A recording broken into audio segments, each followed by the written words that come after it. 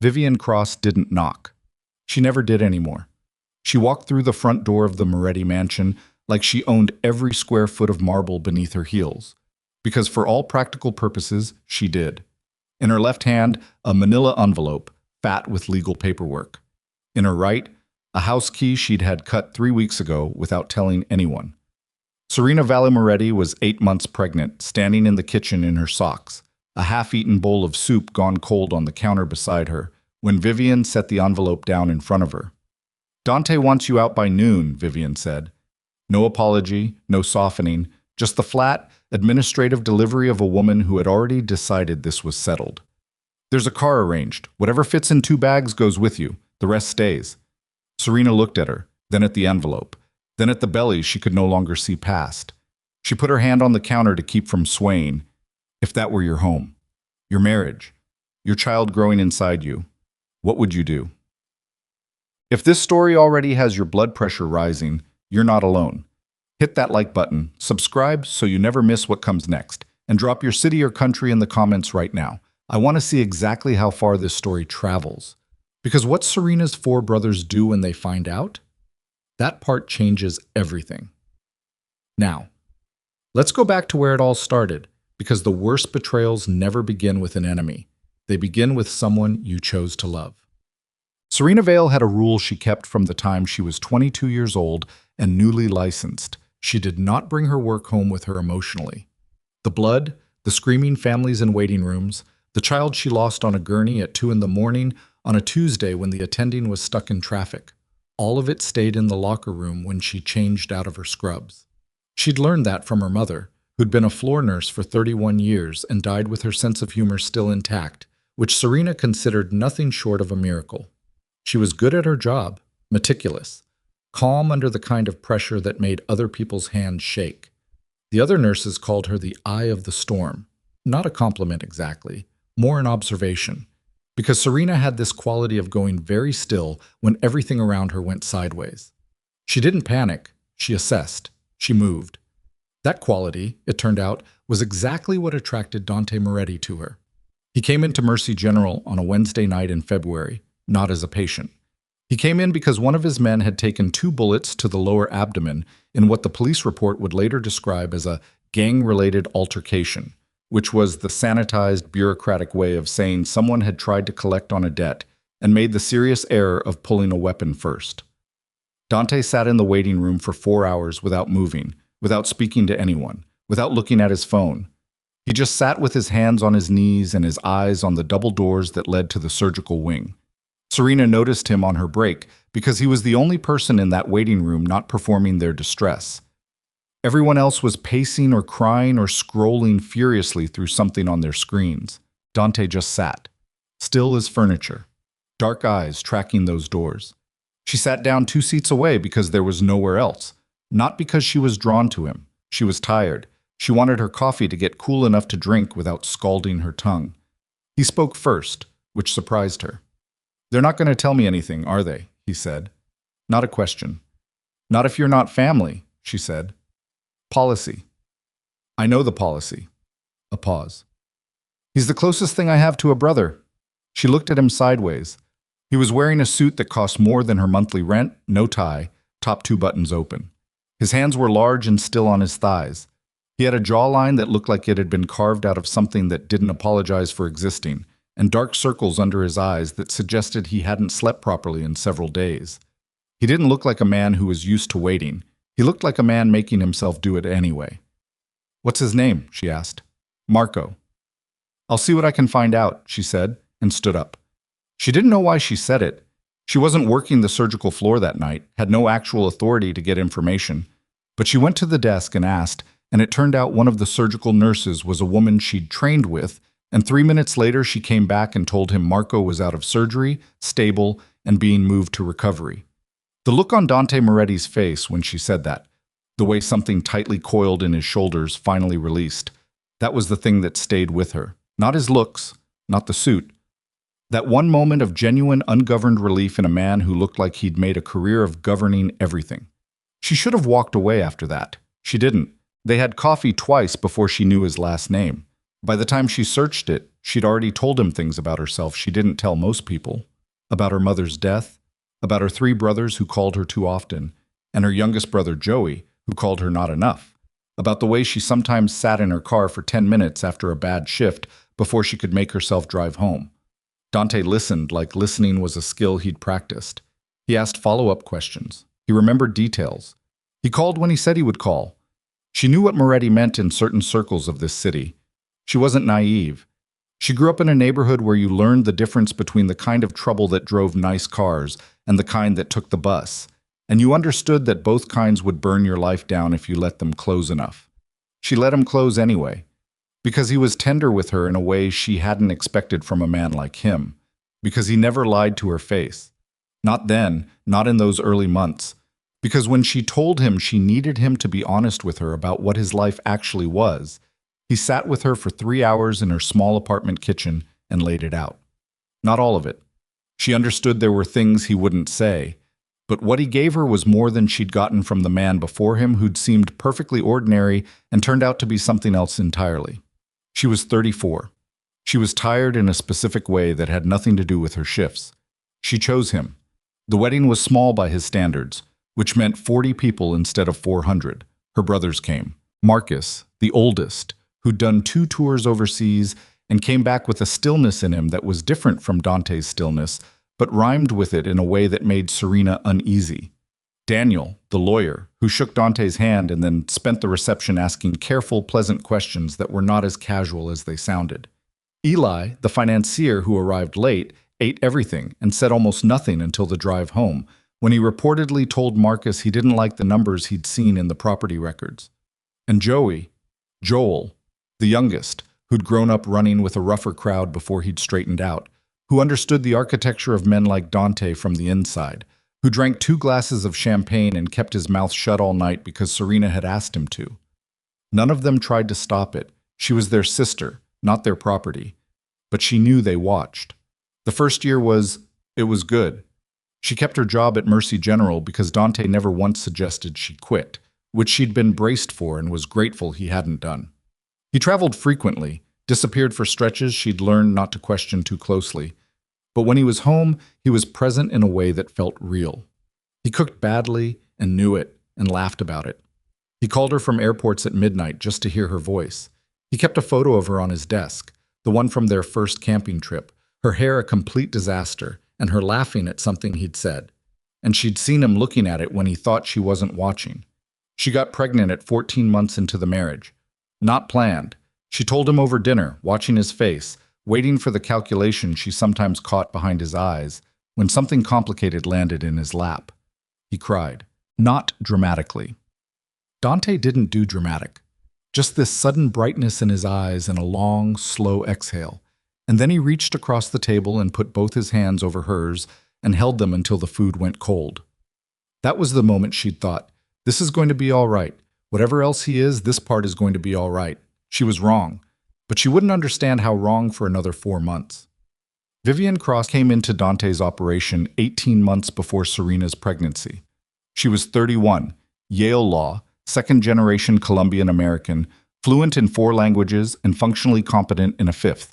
She was precisely the kind of woman who understood that in Dante's world, power was not given. It was architectured, brick by careful brick, until the structure held regardless of who was standing nearby. Serena had met Vivian exactly 3 times in the first year of her marriage. Brief, professional encounters. Vivian was polished and pleasant and utterly unreadable, which Serena had attributed to the personality type common to people who spent their lives managing other people's legal exposure. She hadn't liked her particularly. She also hadn't felt threatened by her, which in retrospect she understood as a failure of instinct she could not entirely forgive herself for. The shift began so gradually that Serena couldn't name afterward exactly when she first noticed it. Dante started traveling more. His calls from airports stopped. He came home later, or didn't come home at all, with explanations that were technically sufficient and emotionally hollow. He was at the table but not in the room. He answered her questions before she finished asking them, which she came to understand was not attentiveness. It was preemption, the behavior of someone who'd already decided what they were and weren't going to discuss. She was 5 months pregnant when she first found the secondary cell phone. Not by snooping. She wasn't built for snooping, hated the small degrading mechanics of it, but because it fell out of his jacket pocket when she moved it from the chair where he'd dropped it, and she picked it up before she understood what she was holding. The screen was locked, but the recent notification showed a preview of a text that she read before she could stop herself. Conference room reserved until midnight. Bring the Harlow files and the other thing we discussed. She set the phone on the jacket and left the room and stood in the hallway for a long moment, breathing through her nose, one hand on her belly, doing the ER nurse's rapid triage.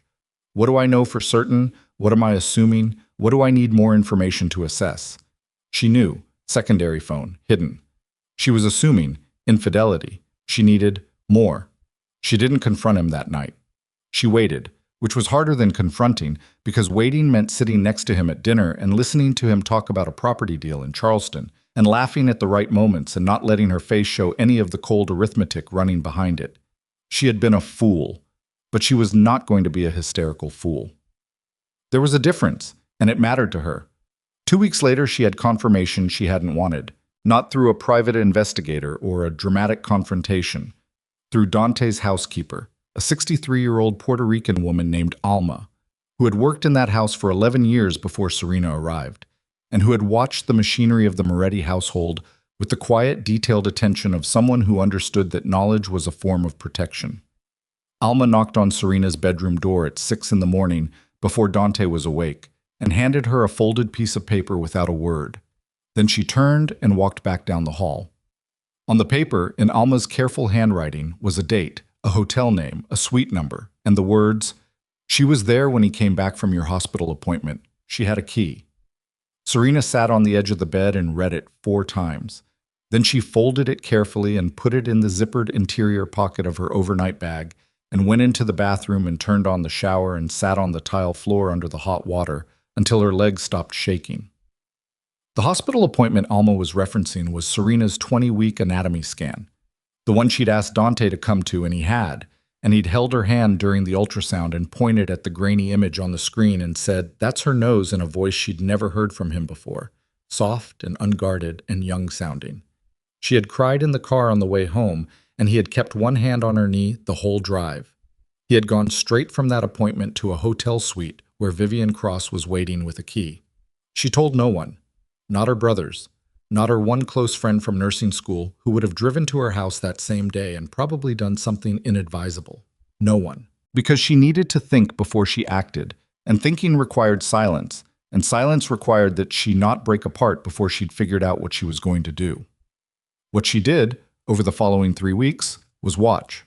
She watched Vivian's movements, which were increasingly braided into the fabric of the house, the deliveries Vivian now signed for, the contractors who called her instead of Serena, the staff who had started checking with Vivian before confirming Serena's household requests. She watched the way Dante moved around her, the specific quality of his absence even when he was physically present, the way he'd started framing certain things as facts rather than conversations. "I'll be in New York this week. The East Wing renovation is postponed. Your car is being serviced Thursday." Not questions, not discussions. Fates accompli. She confronted him on a Thursday night, 6 months pregnant, in the study he kept locked, and then started leaving unlocked when she understood the real files were no longer kept there. She waited until he was off the phone and the house was quiet, and she closed the door behind her. "I want to know about Vivian," she said. He looked up from the desk. His face went through something. Not guilt exactly, more like the particular expression of a man recalibrating, and then settled into something carefully neutral. "What about her?" "Don't do that," Serena said. "Don't answer my question with a question like I've asked you something you don't understand." A pause. He set his pen down. "It's complicated, Serena." "Which part?" Another pause, longer. He looked at his hands on the desk and then back up at her, and what she saw in his face was not cruelty. That would have been easier. What she saw was something worse, the expression of a man who had made a decision he wasn't proud of and had decided to live with it anyway because the alternative required more from him than he was currently willing to give. The business needed stop. She didn't raise her voice. She never raised her voice. "I'm not asking about the business. I'm asking whether you have been sleeping with her." The silence lasted long enough that it became the answer. "I see," Serena said. She turned and walked out of the study and down the hall and into their bedroom. Her bedroom now, she was already reframing it, and sat on the edge of the bed with her hands in her lap and her heart doing something structural and terrible inside her chest. He came to the doorway. He didn't come in. "We can talk about this," he said. "I know we can," she said. "I'm choosing not to right now." She heard him stand there for another moment. Then she heard him walk away. Over the next 6 weeks, while she was 6 months pregnant, then 7, she watched the erosion accelerate. Vivian stopped pretending to have a professional reason for being at the house. She was there in the evenings. She was there on weekends. She had started leaving things: a coat on the entry hall chair, a coffee mug in the kitchen cabinet with the others, a planner on Dante's desk in handwriting that was not Serena's and not Dante's. Small territorial, planted one at a time, each individually deniable, collectively a campaign. Serena documented everything: dates, times, observations. Not because she'd decided on divorce yet. She hadn't. She was still somewhere in the exhausting middle space where love and evidence are fighting over the same real estate. But because she was an ER nurse and she triage thought everything. And triage meant assess before you act, secure the data, don't let adrenaline make the decisions. She tried to talk to Dante twice more. Both times he was civil and elusive and eventually redirected the conversation into a negotiation about what she needed and how he could provide it, which was how she finally understood that he had already made his decision and was now in the phase of managing her rather than talking to her. That understanding landed like cold water, clarifying, terrible. She was 7 months pregnant when Dante told her he was restructuring the household accounts. Her access to the primary account was being temporarily adjusted, his phrase, while the finances underwent a reorganization. He said it like a business memo. He didn't ask if she had any questions. She had Alma's number memorized. She called it from her cell phone in the garden one afternoon while Dante was at a meeting, and Alma answered on the second ring, and Serena said quietly, "Is there anything I should know before next week?" There was a pause on Alma's end, then, "She's had a locksmith come. I don't know what locks." Serena thanked her and hung up. She started quietly moving certain things. Her own documents, passport, nursing license, certifications, the folder she kept of her mother's papers, photographs she couldn't replace, the small amount of cash she kept in the envelope in her bedside table. She moved them to her car, in a tote bag, piece by piece, over the course of several days, with the unhurried movements of a woman who was simply being orderly. She was not panicking. She was preparing. On a Tuesday morning in March, 8 months pregnant, she came downstairs to find Vivian Cross standing in the kitchen with a cup of Dante's coffee and a manila envelope in her hand and an expression of composed professional finality on her face. Dante was not home. Vivian set the envelope on the counter and told her she had until noon. Serena looked at the envelope. She looked at Vivian's face. That precisely managed expression, no cruelty in it exactly, just the clean administrative confidence of a person who had decided that another woman's pain was a logistics problem. She looked at her own hands, which were not shaking. "Where's Dante?" she said. "He's not available." "That's not what I asked." "He asked me to handle this," Serena breathed. In through the nose, hold out through the mouth, the same rhythm she used when a patient was coding and she needed her hands to be completely steady. "He sent his mistress to remove his pregnant wife from his house," she said. Not loudly. More like reading a sentence aloud from a document to confirm she'd understood it correctly. Vivian's expression didn't change. "There's a car arranged." "You said that already." A pause. Something flickered briefly in Vivian's eyes. Not regret, closer to impatience at the emotional inefficiency of the moment. And then it was gone. Serena picked up the envelope. She looked at it for a moment. Then she set it back down. "I'm going to go upstairs," she said, "and I'm going to get my things." "You have until—" "I heard you," Serena said quietly. "You don't need to repeat it." She turned and walked to the stairs, and she took them slowly because 8 months pregnant on a marble staircase required a hand on the rail, and she would not rush for Vivian Cross, not one step, not one breath. She went to her room and she picked up the already packed overnight bag she'd placed by the closet 3 days ago when Alma had warned her about the locksmith. She sat on the edge of the bed for exactly 90 seconds. She pressed both palms flat against her belly and felt her daughter move. A slow, rolling shift of weight, the kind of movement she'd come to think of as a check-in, as if the baby was confirming she was still there and paying attention. "I know," she said quietly. "I know." Then she stood up, picked up the bag, and walked back down the stairs. Vivian was still in the kitchen, still holding her coffee. She watched Serena come down with the overnight bag and said nothing, which Serena thought was probably the wisest decision she'd made all morning. At the front door, Serena stopped. She turned around. "One thing," she said. Vivian waited. "He's going to do this to you too," Serena said. "Eventually, not today, maybe not for years, but men who are capable of this." She gestured, a small, tired motion at the house around them. "Don't stop being capable of it just because they've found someone new. You should know that." Vivian said nothing. "Okay," Serena said, and walked out. She sat in her car in the driveway for a moment. Her car, which was still in her name. One of the few things they hadn't gotten to yet. She pulled out her phone and opened her contacts and scrolled past Marcus, Daniel, Eli, and Joey.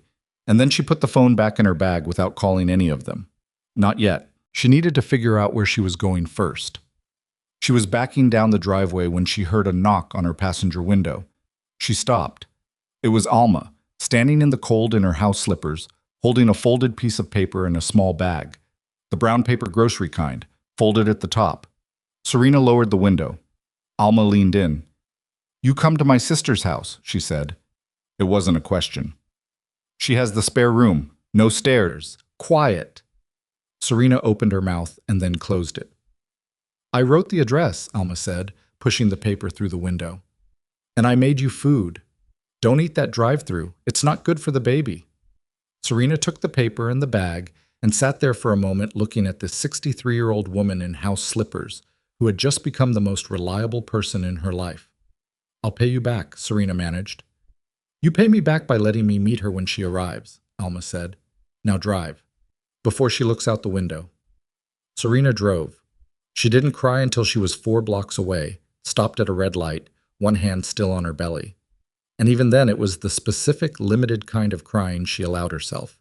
2 minutes, thorough, private, and then she wiped her face with the back of her hand and signaled and turned toward the address on Alma's folded paper. 8 months pregnant. Overnight bag in the back seat. The folder with her mother's papers. A brown bag of food she could smell was some kind of rice and beans that was already making her stomach clench with hunger. Ahead of her, the terrifying, clarifying blank of a future she hadn't planned. Behind her, a house that had never actually been hers. She drove forward. Alma's sister was named Rosa, and she lived in a narrow 2-story house on a street of narrow 2-story houses where the driveways were barely wide enough for one car and everyone's porch light was on by 5 in the afternoon. Rosa was 70, smaller than Alma, with the same quality of watchful stillness, and she opened the door before Serena had finished climbing the 3 front steps and said only, "You eat first, everything else after." Serena ate. Rice and beans from Alma's brown bag, reheated in Rosa's microwave, sitting at a kitchen table covered with a plastic floral tablecloth, while Rosa sat across from her drinking coffee and not asking a single question. The food was better than anything Serena had eaten in the Moretti house in the past 2 months, which she thought said something significant about the difference between expensive and nourishing. After she ate, Rosa showed her the spare room. Single bed, good mattress, window that faced a small backyard with a bird feeder, extra blankets in the closet. Bathroom 2 steps across the hall with a grab bar beside the tub that Rosa had installed 3 years ago after her own knee surgery, and which now, Serena noted with the clinical part of her brain that never fully shut off, was going to be useful for a different reason entirely. "Thank you," Serena said. Rosa waved a hand. "Sleep," she said. "You look like you haven't in a week." She hadn't, not really. Not since the locksmith visit that Alma had warned her about. But the bed in Rosa's spare room had flannel sheets and smelled like cedar, and Serena was asleep within minutes of lying down, which was either a testament to exhaustion or to the particular relief of being in a place where no one wanted anything from her. She woke at 2 in the morning with her daughter pressing hard against her ribs from the inside, the specific discomfort of a baby who'd decided to rearrange herself in the dark. Serena lay on her side in the flannel sheets and breathed through it and stared at the strip of streetlight coming under the curtain's edge and made herself think clearly. She had an overnight bag. her documents, her car, her nursing license, which meant she had a profession, which meant she had income, as soon as she was cleared post-delivery to go back. She had $840 in cash from the envelope in her bedside table, a number she knew exactly because she'd counted it before she packed it. She had her personal bank account, the one she'd kept in her own name through the marriage because Daniel had told her on her wedding day, quietly and without ceremony, "Keep your own account, Ren. I'm not saying why, just do it." And she had listened. There was a little over $4,000 in it. Not nothing, not enough. She had 4 brothers she had not called. She lay there doing the accounting of her situation with the same flat, functional clarity she brought to a patient assessment because it was the only mode she had available that didn't result in her lying in a stranger's spare room coming apart at the seams. The bottom line was not good. The bottom line was 8 months pregnant, effectively homeless, financially limited, and legally married to a man who ran a criminal organization and had just had his mistress perform the eviction. She was going to need a lawyer. She had one. She just hadn't called him yet. At 6:30 in the morning, she heard Rosa moving in the kitchen below and smelled coffee and allowed herself to get up. She washed her face, brushed her teeth, changed into the spare clothes from her bag, and went downstairs, and Rosa poured her a cup of decaf without being asked and put a plate of toast in front of her. "My brother is a lawyer," Serena said. "Good brother," Rosa said. "He's going to want to come here." Rosa shrugged. "I have 4 chairs." Serena called Daniel at 7:15. He picked up on the second ring, which meant he was already awake, which meant either he kept early hours or something had already reached him. She didn't know which. "Ren," he said. "Don't panic," she said. A beat. "Okay. I need to tell you something, and I need you to stay in lawyer mode while I do it, not brother mode. Can you do that?" Another beat, longer. "Depends on what you're about to say." She told him. All of it. Vivian, the secondary phone, the financial account access, the locksmith, the eviction that morning. She told it straight through without editorial, the way she'd report a patient's status. Facts, chronology, current status. When she finished, there was a silence on Daniel's end that lasted long enough that she said, "Dan." "I'm here," he said. His voice was completely level, which with Daniel meant the opposite of calm. Daniel was a litigation attorney. When his voice went flat like that, it meant something was happening behind it that he'd decided not to show yet. "Are you safe right now?" "Yes." "Are you with someone?" "Yes." "Who?" "A friend. Don't ask more than that right now." "Serena." The first crack in the levelness. Just her name, but the way he said it, the weight of older brother concern compressing down into 2 syllables, nearly undid her composure in a way that Vivian's cold efficiency hadn't. "I'm okay," she said firmly. "I'm 8 months pregnant and I'm tired and I'm angry, but I'm okay. The baby is okay. I need legal help, not... I know what you need." Back to the level voice. "Don't move. Don't call anyone at that house. Don't sign anything. I'm coming to you." "I don't want Marcus to know yet." Silence. "Dan." "He's going to find out." "I know, but I want to control when. If Marcus finds out before I have a legal strategy in place, he's going to..." "I know what Marcus is going to do," Daniel said, and there was something in his voice that might have been dark amusement if the circumstances were different. "All right, send me the address." He arrived 2 hours later in a charcoal suit with his briefcase and 2 cups of proper coffee from the place 3 blocks from his office, and he sat across from Serena at Rosa's floral tablecloth, and he put the coffee in front of her, and then he sat very still for a moment looking at her the way he had when they were kids, and she'd come home from school with a bruise from a fall, and he'd needed a moment to verify she was actually all right before he could proceed. "Okay," he said. "Walk me through it again from the beginning, every detail." She did. He took notes. He asked precise, sequential questions, dates, names, exact wording of what Vivian had said, the phrasing Dante had used about the financial accounts, whether Serena had signed any documents in the past 60 days, whether the house deed was in joint names or Dante's name alone. I was completely professional for the full 45 minutes of it, and then when she finished, he closed his notebook and looked at her and said quietly, "I'm going to need a minute." "Take it," she said. He stood up and walked to Rosa's kitchen window and looked out at the bird feeder for about 30 seconds. His hands, she noticed, were very still at his sides. That was the tell. With Daniel, tension always went into stillness rather than motion, the opposite of Marcus, who'd pace, and the opposite of Joey, who'd go completely silent. Then he turned back around and sat down and was a lawyer again. "Here's what we have," he said. "Your name is on the marriage certificate. What's the status of the prenuptial agreement?" There wasn't one. Something moved through Daniel's eyes. He didn't ask for one. "No, I offered to sign one." He said no. Daniel absorbed this. "Interesting." He made a note. "That's actually useful. Without a prenup, community property statutes apply to everything accumulated during the marriage. The house, the accounts, the vehicles. I don't want the house," she said.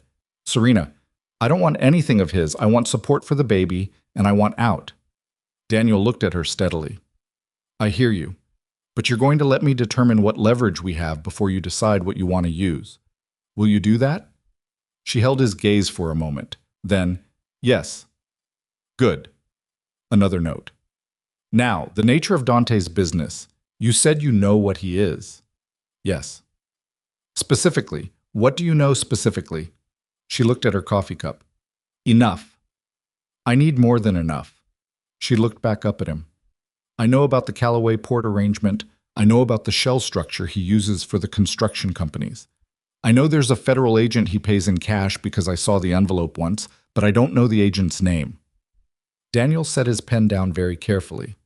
"How do you know about the port?" he said. "I listened," she said. "I was his wife, Daniel. I was in the house. I was invisible to most of his people after a while because I was the nurse wife, the domestic detail. Nobody thought to watch what they said around me. I wasn't recording anything. I wasn't looking for it, but I paid attention." Her brother looked at her for a long moment. "Does he know you know any of this?" "No." "Are you certain?" "Yes." He picked his pen back up. "Don't tell anyone else what you just told me. Not yet." He wrote something she couldn't read upside down. "I want you to write down everything you remember, every specific thing, names, dates, amounts if you have them, locations. Put it in a document on a private email account he doesn't have access to, not a shared cloud account, nothing connected to his network." "Okay." "And Serena," he looked up, "I need to be clear with you about something. If we use this, the financial exposure, the criminal structure, it changes the nature of what this is. It's not just a divorce anymore." She met his eyes. "I know. He has people. I know that too.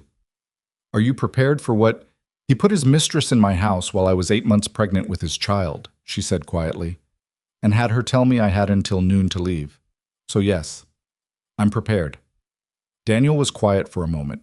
Then he nodded once, short and final, and she understood that the brother had gone fully behind the lawyer now, and the lawyer had accepted the brief. He left 2 hours later. He did not tell Marcus. Not that day. Marcus found out on his own, which anyone who knew Marcus could have predicted, because Marcus had always had a particular quality, honed by military service and sharpened by the years after, when he'd worked in private security and developed the habit of maintaining situational awareness on the people he cared about, of knowing when something was wrong before he'd been told. He called Serena at 4 in the afternoon. "Where are you?" he said. No preamble. "I'm safe," she said. "Before anything else." "Serena, where are you?" She closed her eyes. "How did you find out?" "Joey," Marcus said. "He heard something. From someone. He called me." Of course it was Joey. Joey still had 1 foot in the world. Dante operated into, not actively, not anymore, but the network of who knew what traveled faster through those channels than any other. Someone had seen something, or heard something, or noted the unusual efficiency with which the Moretti household had been rearranged, and it had made its way to Joey within hours. "I was going to call you," she said. "When?" "When I had a plan. I didn't want you to—" "To what?" His voice was doing the thing it did. The flat, careful, military-adjacent thing that meant he was keeping something large and dangerous extremely still. "To react? To be your brother?" "To do something that makes this worse," she said. "Marcus, listen to me. Daniel is already working on the legal side. I have documentation. I have a strategy forming. What I do not need is for you to put yourself in a position that gives Dante leverage over you, because that then becomes leverage over me. Do you understand what I'm saying?" A silence. "He put you out of your house," Marcus said. 8 months pregnant. "I know. He sent that woman to—" "I know, Marcus. I was there." The silence that followed was a different kind, the kind that had weather in it. "I'm not going to do anything stupid," he said finally. "That's not the same as promising you won't do anything." "No," he agreed. "It's not." She pressed her fingers against her eyes. "I need you to hold. For now. Can you hold?" Another long pause, then, "Send me the address. I'm not asking to come over, I just want to know where you are." She sent it. He didn't come that night, but she knew, with the specific, intimate knowledge of a sister who had grown up reading Marcus's silences like weather forecasts, that he was doing something. She just didn't know what yet. What Marcus was doing was calling Eli. Eli Blackwood was the second youngest of the 4 brothers. Eli had taken his wife's name during their marriage, which had lasted 6 years and ended without bitterness, which people found unusual, and which Eli found logical because he had always been the most methodical of them. He worked in private equity, which meant he understood the architecture of money the way Daniel understood the architecture of law, and Marcus understood the architecture of risk. He had, for the past year and a half, been quietly following the public financial trails of the Moretti organization, not because anyone had asked him to, but because he'd shaken Dante's hand at the wedding and come away with a specific instinctive unease that he'd decided to keep documented rather than mentioned. He answered Marcus's call on the first ring. "I've been expecting this," Eli said. "What do you have?" Marcus said. "Enough to have a conversation, not enough to be actionable without more. How much does Dan know?" "He's with her now. He's building the legal side." "Good." A pause. "She's not going to let us go at this the way you want to." "I know," Marcus said. "I'm serious, Marcus. She's going to want this clean, legal. No, none of your particular skill set applied directly." "I heard you." "Did you?" A beat. "I heard you," Marcus said again, in a tone that answered the question without answering it. Eli breathed out. "All right. Come to my office tomorrow morning, early. Bring Dan if you can get him. I want to lay out what I have, and we map the whole picture before anyone does anything." "And Joey?" A pause on Eli's end. "Joey knows the terrain we don't. Yeah, call him." Joey, Joel Vale, was 31, the youngest, and had spent his 20s making and recovering from choices that the other 3 brothers had watched with the particular helpless anguish of people who love someone they cannot save from himself. He was smarter than most people gave him credit for, partly because his record and his neighborhood and his manner of speaking caused them to underestimate him, and partly because Joey had cultivated that underestimation deliberately, understanding early that being invisible was useful. He'd straightened out at 27. Not dramatically. No single moment, no intervention, just the slow accretion of consequences, and a visit from Marcus that Joey still didn't talk about in detail, and Marcus never mentioned. He worked now for a logistics company, which was legitimate, and he had a network of former associates who were not, and he sat precisely at the intersection of both worlds in a way that made him the most useful person the Vale family had in their current situation, which was something none of them said out loud. Marcus called him. Joey answered with, "Is she okay?" "She's safe. She's with someone Alma arranged." "Smart woman," Joey said. "Alma." "What do you know?" Marcus said. "I know Vivian Cross has been building this for 8 months," Joey said. "Not just the personal thing, the whole structure. She's been replacing people. The head of security at the East property. Gone. New guy. Her pick. The financial manager for the shell accounts. Resigned. Official story is personal reasons. Real story is Vivian made it clear she was taking that seat. She's been putting her people into every load-bearing position in that operation. Dante let her." Marcus was quiet. "She's not just his girlfriend," Joey said. "She's his replacement board. And your sister was in that house while this was happening, which means Serena knows things. Vivian knows Serena knows things. That's not just jealousy, Marcus. That's a woman who needed Serena gone before she became a liability." The silence on Marcus's end had a specific texture Joey recognized, the one that preceded decisive action. "Don't," Joey said. "Not yet. You go in swinging and she retaliates through Serena. You understand that? The baby's not here yet. Serena is vulnerable. You have to be clean on this. You have to be so clean it's boring.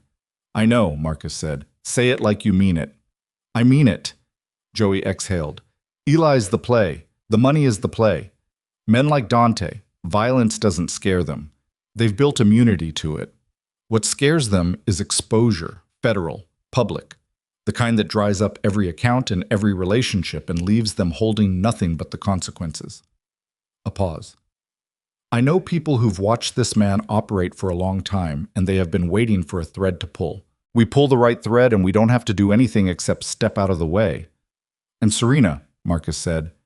Serena makes her own choices. You know that. She's alone in a stranger's house 8 months pregnant. She called Alma instead of us, Joey said. You know why? Because she knew what she was doing, because she planned ahead, because she is smarter than any of us about this, and you need to respect it. Another silence. Fine, Marcus said. I'm serious. I said fine. I know what you said. I'm watching your actions, not your mouth. That night, while her brothers made their calculations, and Dante Moretti sat in the house that had become exclusively Vivian's domain. Without him quite tracking when that had happened, Serena sat in Rosa's spare room with a notepad on her knee and wrote down everything she knew. Names, dates, the Callaway port arrangement, the shell company structure, the approximate volume, the names she'd heard mentioned in hallway phone calls and dinner table conversations that had been conducted as though she wasn't listening because she was the nurse wife, the domestic detail, invisible as furniture. She wrote for 3 hours. Her hand cramped. She kept going. When she was done, she had 14 pages of handwritten notes and a specific functional clarity about what she held and what it was worth. She scanned each page with her phone, uploaded them to the private email account Daniel had told her to create, and then she sat with the notepad in her lap and thought about Dante. Not with anger. The anger had burned down to something quieter and more durable. She thought about the man she'd actually known, the one who'd sat in a waiting room for 4 hours out of loyalty to Marco, who'd held her hand through the anatomy scan and said, "That's her nose," in that unguarded voice, who'd been tender with her in a way she still believed had been real, even if it hadn't been enough. She thought about the moment she'd known something was over, even before she'd known what had replaced it. She thought about her daughter, rolling around in the dark, who didn't know any of this yet, and who Serena was going to have to raise into a world where this story was the beginning of her history. That thought was the one that tightened her chest the most. Not her own situation, the narrative she was going to have to curate for a child who would someday ask. She set the notepad on the nightstand and turned off the light and put her hand on her belly in the dark. Her phone buzzed, a text from a number she didn't recognize. She changed the alarm codes this afternoon. I wanted you to know. Alma. New number. Careful woman. Serena stared at the text for a long moment. Vivian had changed the alarm codes the same day she'd evicted Serena. Efficient. Thorough. She was sealing the house the way you sealed a case file. All the loose ends gathered in. All the access points closed. The previous occupant's claim methodically redacted from the record. She typed back, "Thank you. Stay safe." Then she put the phone face down and lay in the dark and listened to the street outside and the distant sound of Rosa's television through the floor and the slow, percussive internal rhythm of her daughter moving, always moving. In the morning, Daniel called. "I filed a motion this morning," he said. "Temporary emergency injunction against disposal of marital assets. Based on what you've told me about the financial account restriction, we have grounds." Serena sat up in bed. "He'll know immediately." "Yes." "What does that do to... It alerts him that you have legal representation and that you're moving. That's intentional." Daniel's voice was precise and measured. "Right now, his assumption may be that you're isolated and reactive. I want him to understand that you're not. The injunction is a message as much as it's a legal instrument." "And Vivian?" "She's named as a party to the financial arrangements. If she's been managing assets or directing decisions on his behalf, which based on what you've described, she has been, she's potentially liable for dissipation of marital property." Serena absorbed this. "Dan," she said, "I have 14 pages of notes. The port arrangement, the shells, the cash payments, all of it." The silence on his end lasted long enough that she thought the call had dropped. "Daniel." "I'm here." Quieter now. Okay, listen to me carefully. Do not share those notes with anyone except me. Not Marcus, not Eli, not Joey. Just me, for now. What you have described potentially crosses into federal jurisdiction, which means if we use it improperly, it becomes complicated for you rather than useful. I need to talk to someone before we decide how to proceed. Who? Someone I trust. That's all you need to know right now. She didn't push. Daniel didn't say things like I need to talk to someone unless the someone was significant. All right, she said. Are you okay? I'm 8 months pregnant, and I slept in a flannel bed in a woman I met yesterday's spare room, she said. But yes, I'm okay. You're the toughest person I know, he said, and she could hear the tightness in it, the thing he was keeping behind the professional register. Don't say that, she said. It makes me want to cry, and I've got things to do. Fair enough. A pause. Serena, he's going to try to reach you. When he does, I know. I don't respond to anything that isn't through you. Good. He hung up. She sat on the edge of the bed and looked at her overnight bag and thought, this is day 2, just day 2. Her phone lit up 15 minutes later. Not Daniel, not her brothers. Dante. She stared at his name on the screen through 4 full rings. Then she let it go to voicemail. Then she sat very still while the voicemail notification appeared, and she did not listen to it, and she put the phone back down on the nightstand. Her daughter kicked. Hard. Once. Yeah, Serena said quietly. I know. She stood up and she went downstairs, and she ate the breakfast Rosa had already set out on the floral tablecloth, and she thought about 14 pages of notes uploaded to a private email account, and a lawyer brother who was calling someone he trusted, and 3 other brothers who were, at this very moment, doing things she hadn't asked them to do and couldn't stop them from doing. The walls were closing in on Dante Moretti.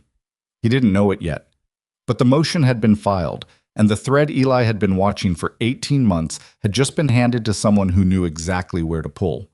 The voicemail from Dante sat unlistened to for 6 hours before Daniel told her she needed to hear it. Not because it would change anything legal, because it would tell her something about his current state of mind, which was information, and information was what they were building the whole structure on. She sat at Rosa's kitchen table with Daniel across from her and pressed play and held the phone between them so they could both hear. Dante's voice came through measured and low, the specific register he used when he was controlling something that wanted to be uncontrolled. Serena, I know you've retained counsel. I expected that. I want you to know that what happened Tuesday it wasn't handled the way it should have been. I take responsibility for that. I'd like to speak with you directly, without lawyers, before this becomes something it doesn't need to become. Call me back, please. The please at the end was the tell. Dante didn't use please with people he wasn't worried about. Daniel reached over and stopped the playback. He looked at her. Don't call him back, he said. I wasn't going to. I know, I'm saying it anyway. He folded his hands on the table. The injunction hit his accounts this morning. His financial manager, not Vivian, the outside firm, called my office at 8:45 asking for a meet. I declined. They called again at 10. Declined again. Third call came from a different number, different attorney, higher up in the firm. I took that one. Serena watched him. They want to negotiate, he said. Already. The injunction froze movement on 3 accounts they apparently needed to move by end of week. Something to do with a property closing in the Harlow district. He paused. The Harlow files. Serena felt something cold move through her. The text, she said, the one on his second phone, bring the Harlow files and the other thing we discussed. Yes. Daniel's voice stayed even.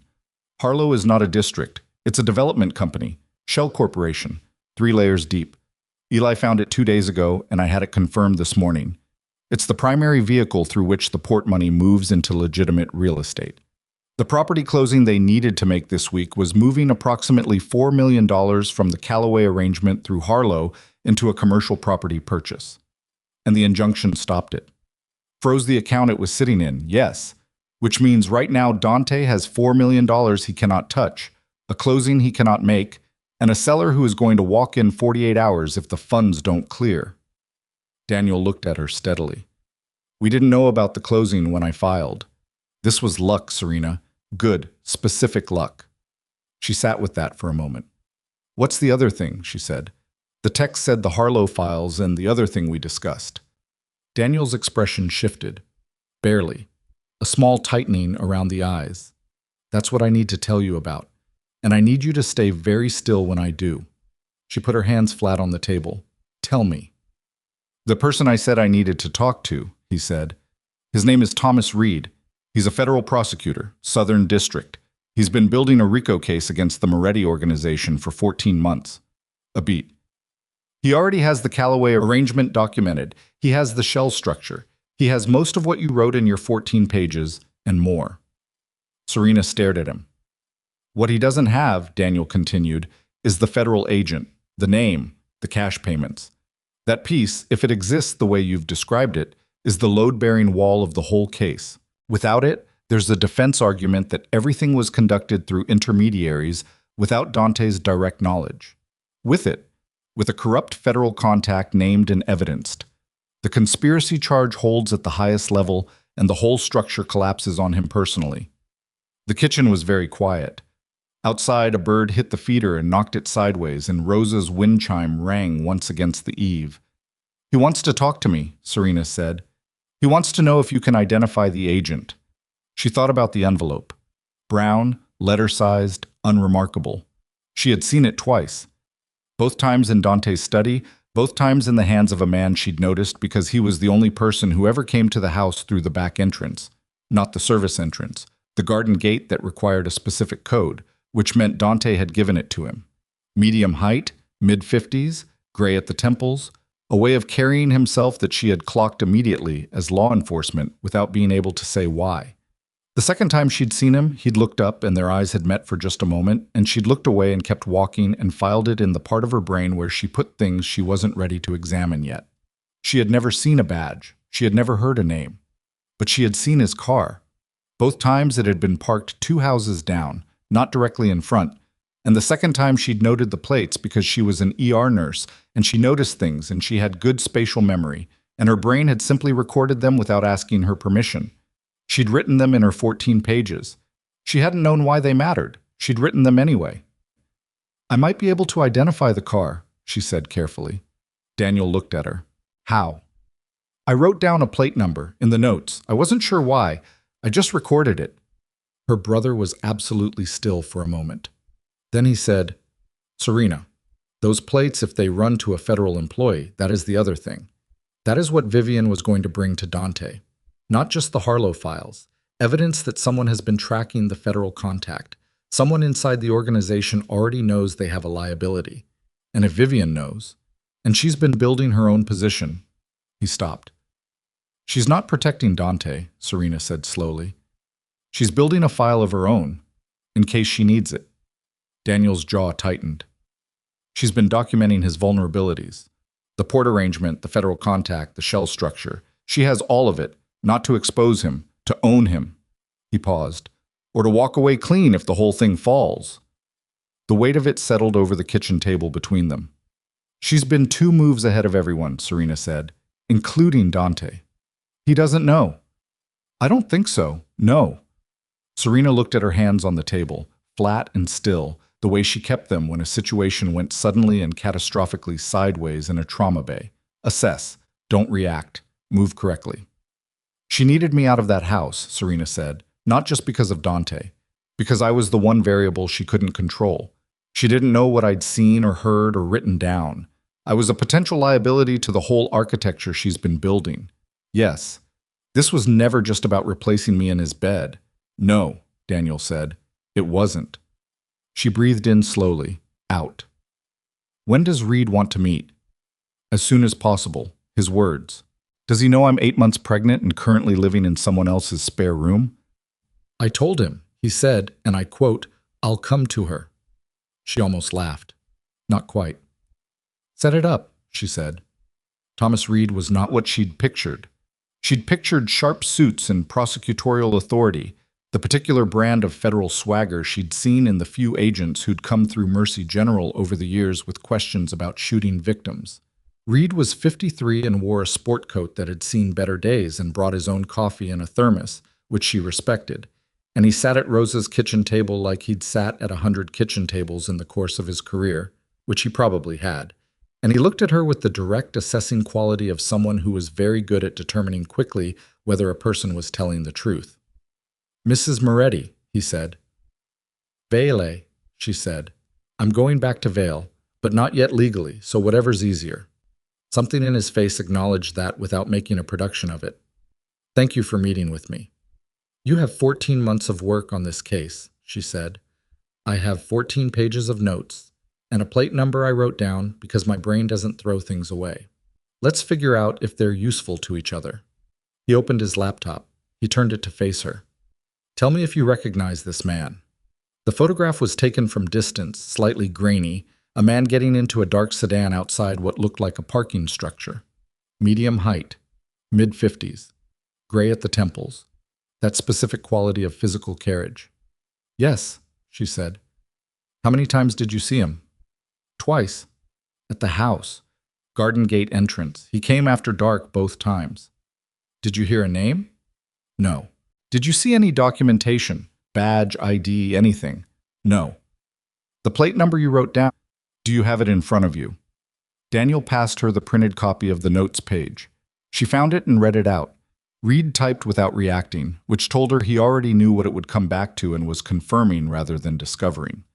"Special Agent David Farrell," he said, 12-year veteran, currently assigned to the Organized Crime Task Force that is ostensibly investigating the Moretti organization. He paused. "He has been on Dante Moretti's payroll for approximately 8 years. We have suspected it for 3. We have been unable to prove direct cash exchange. Your testimony, corroborated by physical presence at the location and the vehicle identification, gives us the foundation we need to obtain a warrant for his financial records." The kitchen was very quiet. "You've been investigating your own agent," she said. "Carefully," he said, "and slowly. Because if we move wrong, he burns everything, and Moretti walks, and Farrell walks, and 14 months of work disappears." She looked at Daniel. He looked back. "What do you need from me specifically?" she said. "A formal statement. Dates, observations, the plate number on record. That plus 2 pieces of corroborating surveillance we already have gives us enough for the warrant." He paused. "There's one other thing." She waited. "Vivian Cross," he said. We know she's been building a parallel file. We believe she may attempt to use it as a bargaining chip if the case moves against Dante. Offer what she has in exchange for immunity. If she does that before we can execute the warrant on Farrell, he gets tipped and runs." "You need to move first," Serena said. "We need to move before she makes a deal." "Yes." "How long do you have?" "The Harlow closing falls apart in 48 hours. When it does, Dante is going to understand the scope of the legal exposure. At that point, Vivian will know the situation is critical, and she will move to protect herself." He looked at her steadily. "We have approximately 48 hours from now." She absorbed that number. "If I give you the statement today," she said, "and you execute the warrant and Farrell runs anyway, what happens to my divorce case? What happens to my daughter's security?" "The divorce case is civil.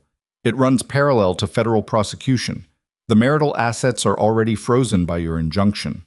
A federal indictment against Dante doesn't dissolve those assets. It complicates their accessibility to him, which actually strengthens your position. His ability to use those resources to fight your civil case diminishes significantly." She looked at Daniel. "He's correct," Daniel said.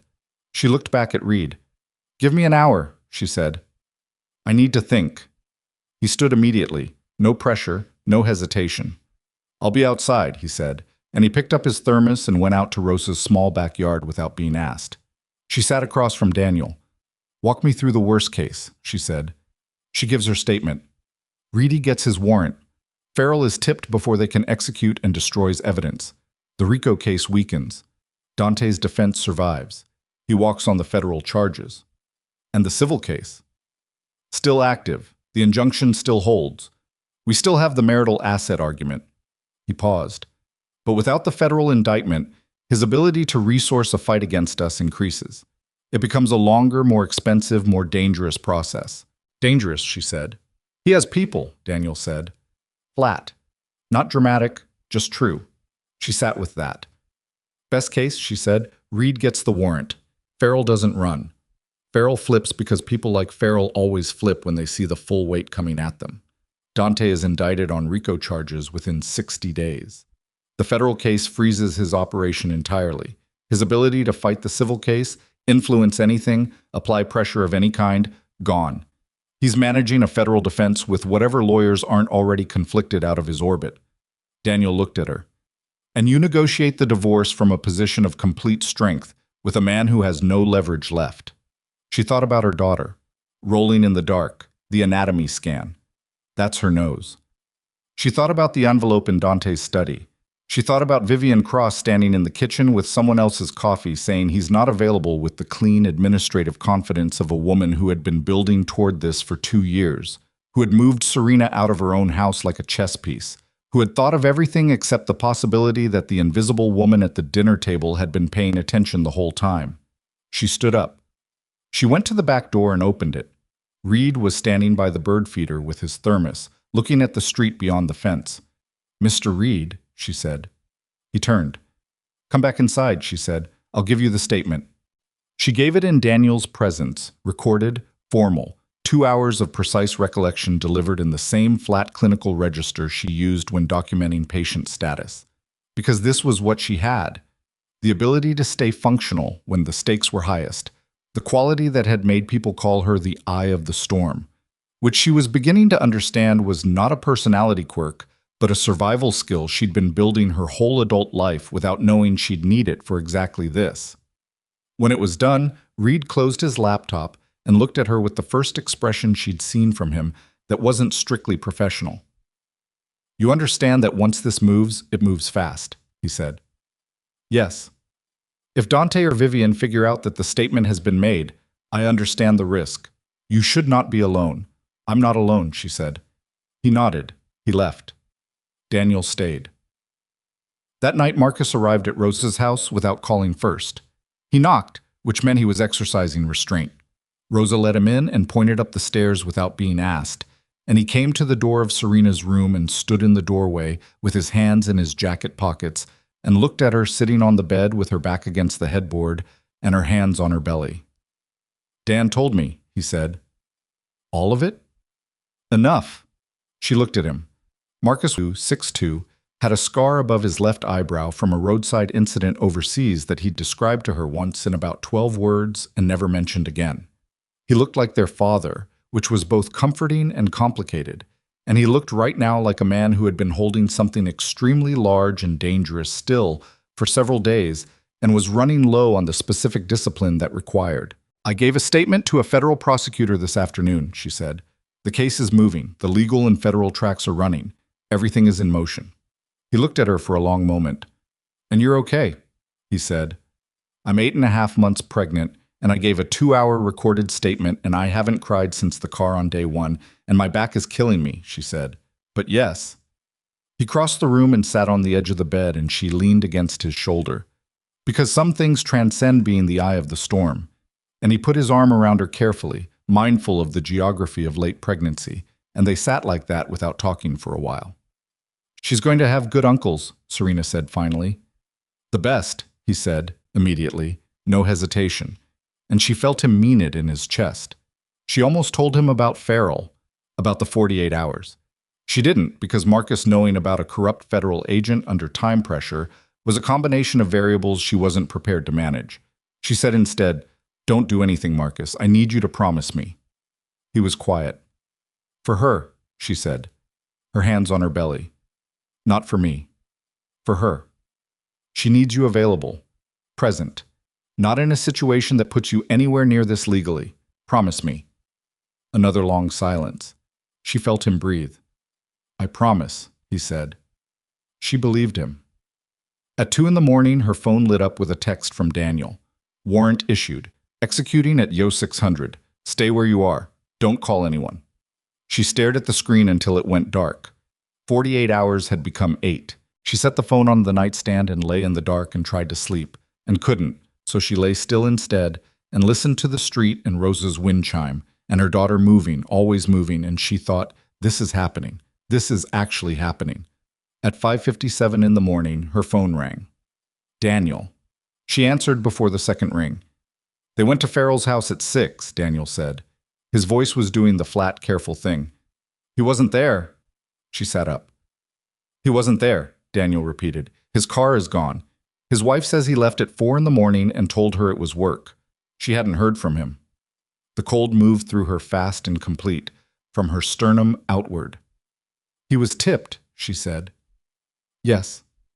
From inside the federal office, or we don't know yet. Reed is managing it. He says the case still holds, the warrant still holds. Farrell running is actually evidence of consciousness of guilt, which strengthens. Daniel stopped. She could hear him breathing. Serena. Vivian Cross's apartment was also checked this morning as part of a broader sweep. She's gone too, left sometime in the night. The silence between them lasted several seconds. Both of them, Serena said. Someone tipped both of them, simultaneously, which means they were in contact with each other, she said. Vivian and Farrell, they were connected outside of Dante. That's what Reed is now working from, yes. She sat on the edge of the bed in the dark with her phone pressed to her ear and her free hand flat on her belly, and she thought about Vivian Cross standing in the kitchen saying he's not available, and she thought about Farrell's gray temples and his careful distance and the garden gate code Dante had given him, and she thought about two people who had each been running their own parallel survival architecture inside Dante Moretti's organization, and who had apparently been running it together, and who had just vaporized into the night the moment a federal warrant hit. What does this do to the case? She said. It complicates it. Daniel's voice was honest in the way she needed it to be. Without Farrell in custody to flip, the direct evidence chain on the federal contact breaks. Reedy can still pursue on the other elements, the port, the shells, but the RICO conspiracy charge at the top level becomes harder to nail. And Dante. Dante is, this is the part I need to tell you carefully. A pause. When Farrell ran, Dante was informed, not by us, by whoever is still in his operation. And when Vivian disappeared simultaneously, Daniel stopped. Dante now knows that Vivian was running her own play. He knows she had a connection to a federal agent that he didn't know about. He knows she took documentation and ran. Serena held very still. He's not just your problem anymore, Daniel said quietly. He's her problem too. And Farrell's. And that makes him an unpredictable variable in a way he wasn't before. He's going to come after her. He's going to try to find her. Yes. And Farrell.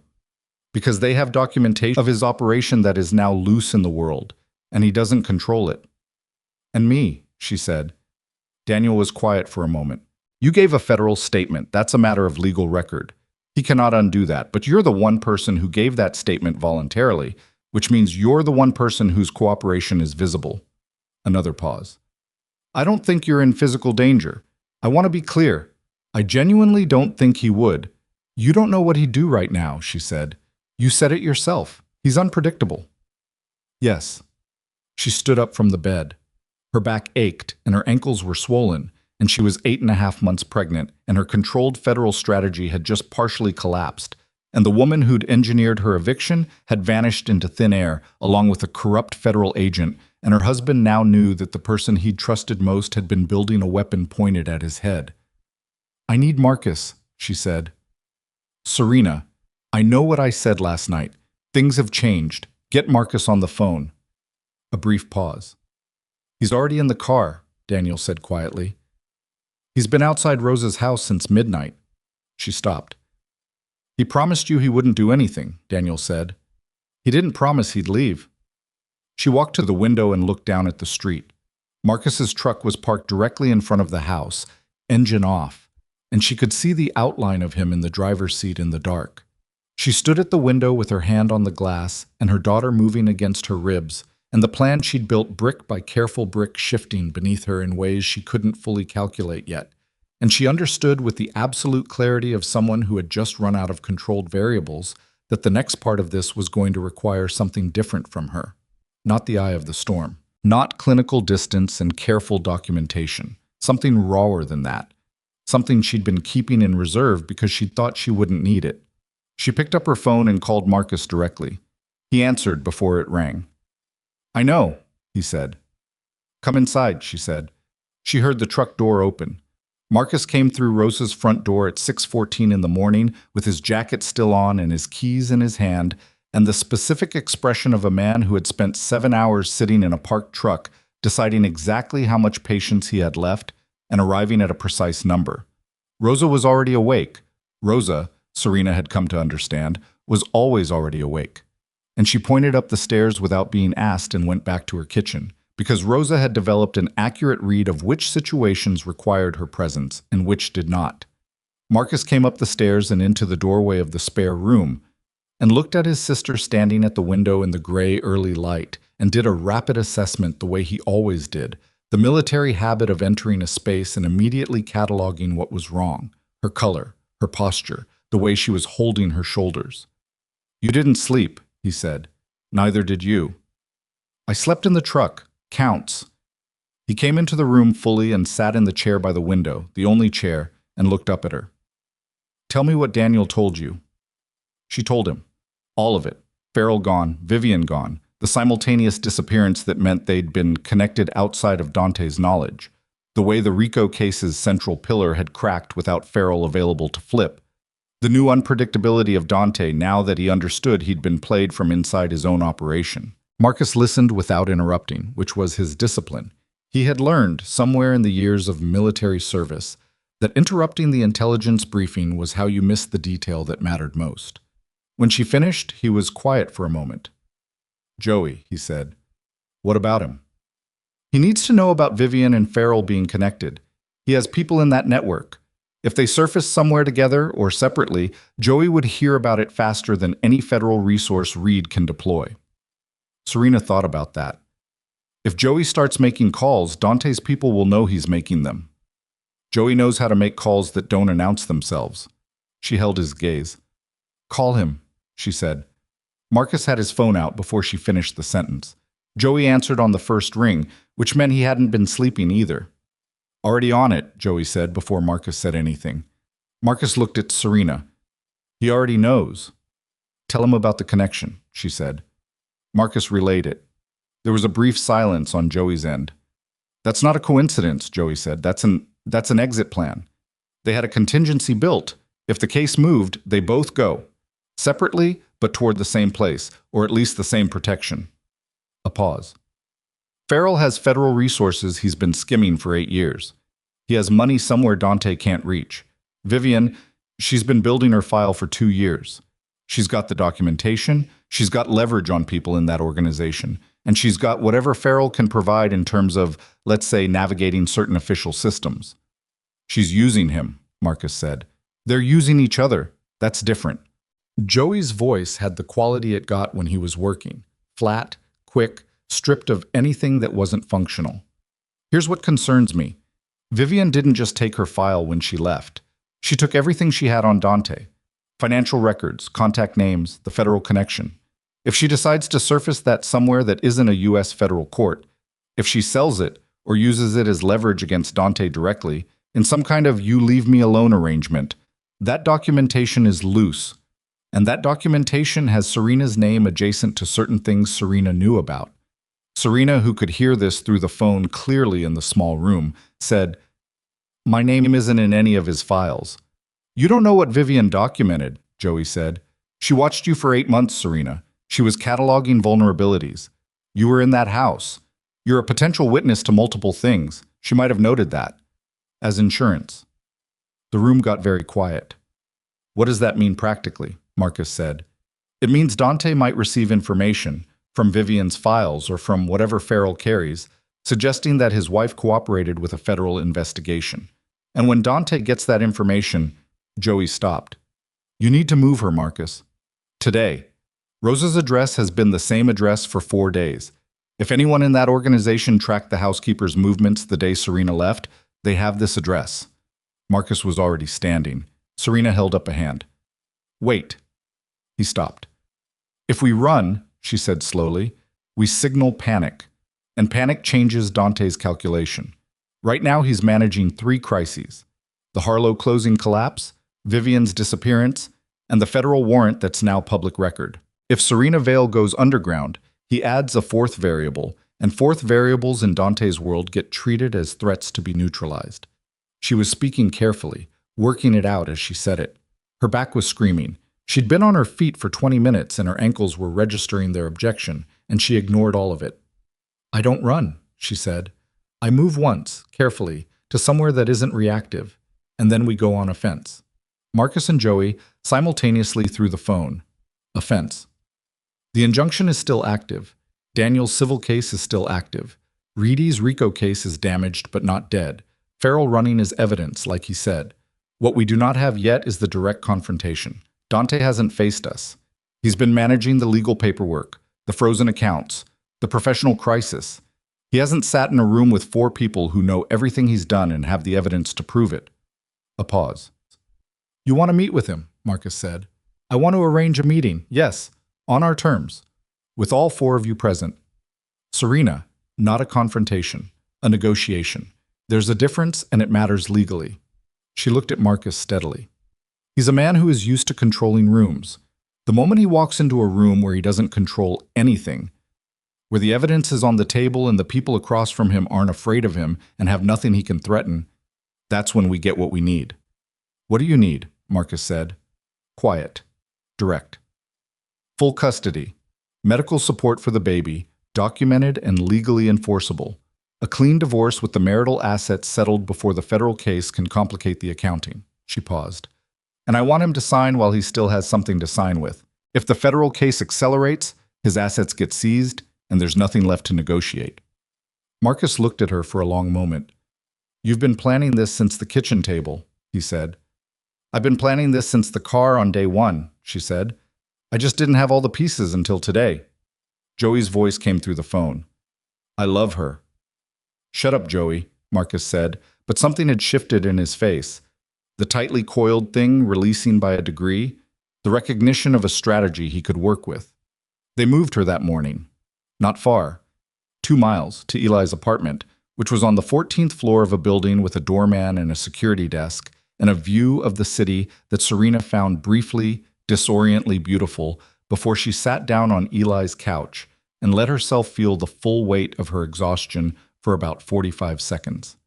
Eli was already there with his laptop and 3 monitors arranged on his dining table, and the particular quality of controlled intensity that meant he'd been working through the night. He looked up when Marcus brought her in, and he said, "You look terrible," with the matter-of-fact delivery of the family member who'd decided honesty was always more respectful than comfort. "Thank you," she said. "Show me what you have." He showed her. What Eli had assembled over 18 months of quiet, methodical tracking. The Harlow structure, the shell company architecture, the property trail, the points at which legitimate and illegitimate money had been braided together so carefully that separating them would require exactly the kind of forensic accounting that Eli did professionally, was comprehensive enough that Serena sat looking at it for a full minute without speaking. "This is more than Daniel has," she said. "Daniel has the legal instruments. I have the map." Eli tapped one of the screens. The Harlow closing was the critical point. When the injunction froze that account, it didn't just stop one transaction. It exposed the entire flow path. Every account that feeds into Harlow is now traceable back through the shell structure to the originating source, which is the port, which is Callaway. He paused. Dante cannot restructure this in time. The exposure is complete.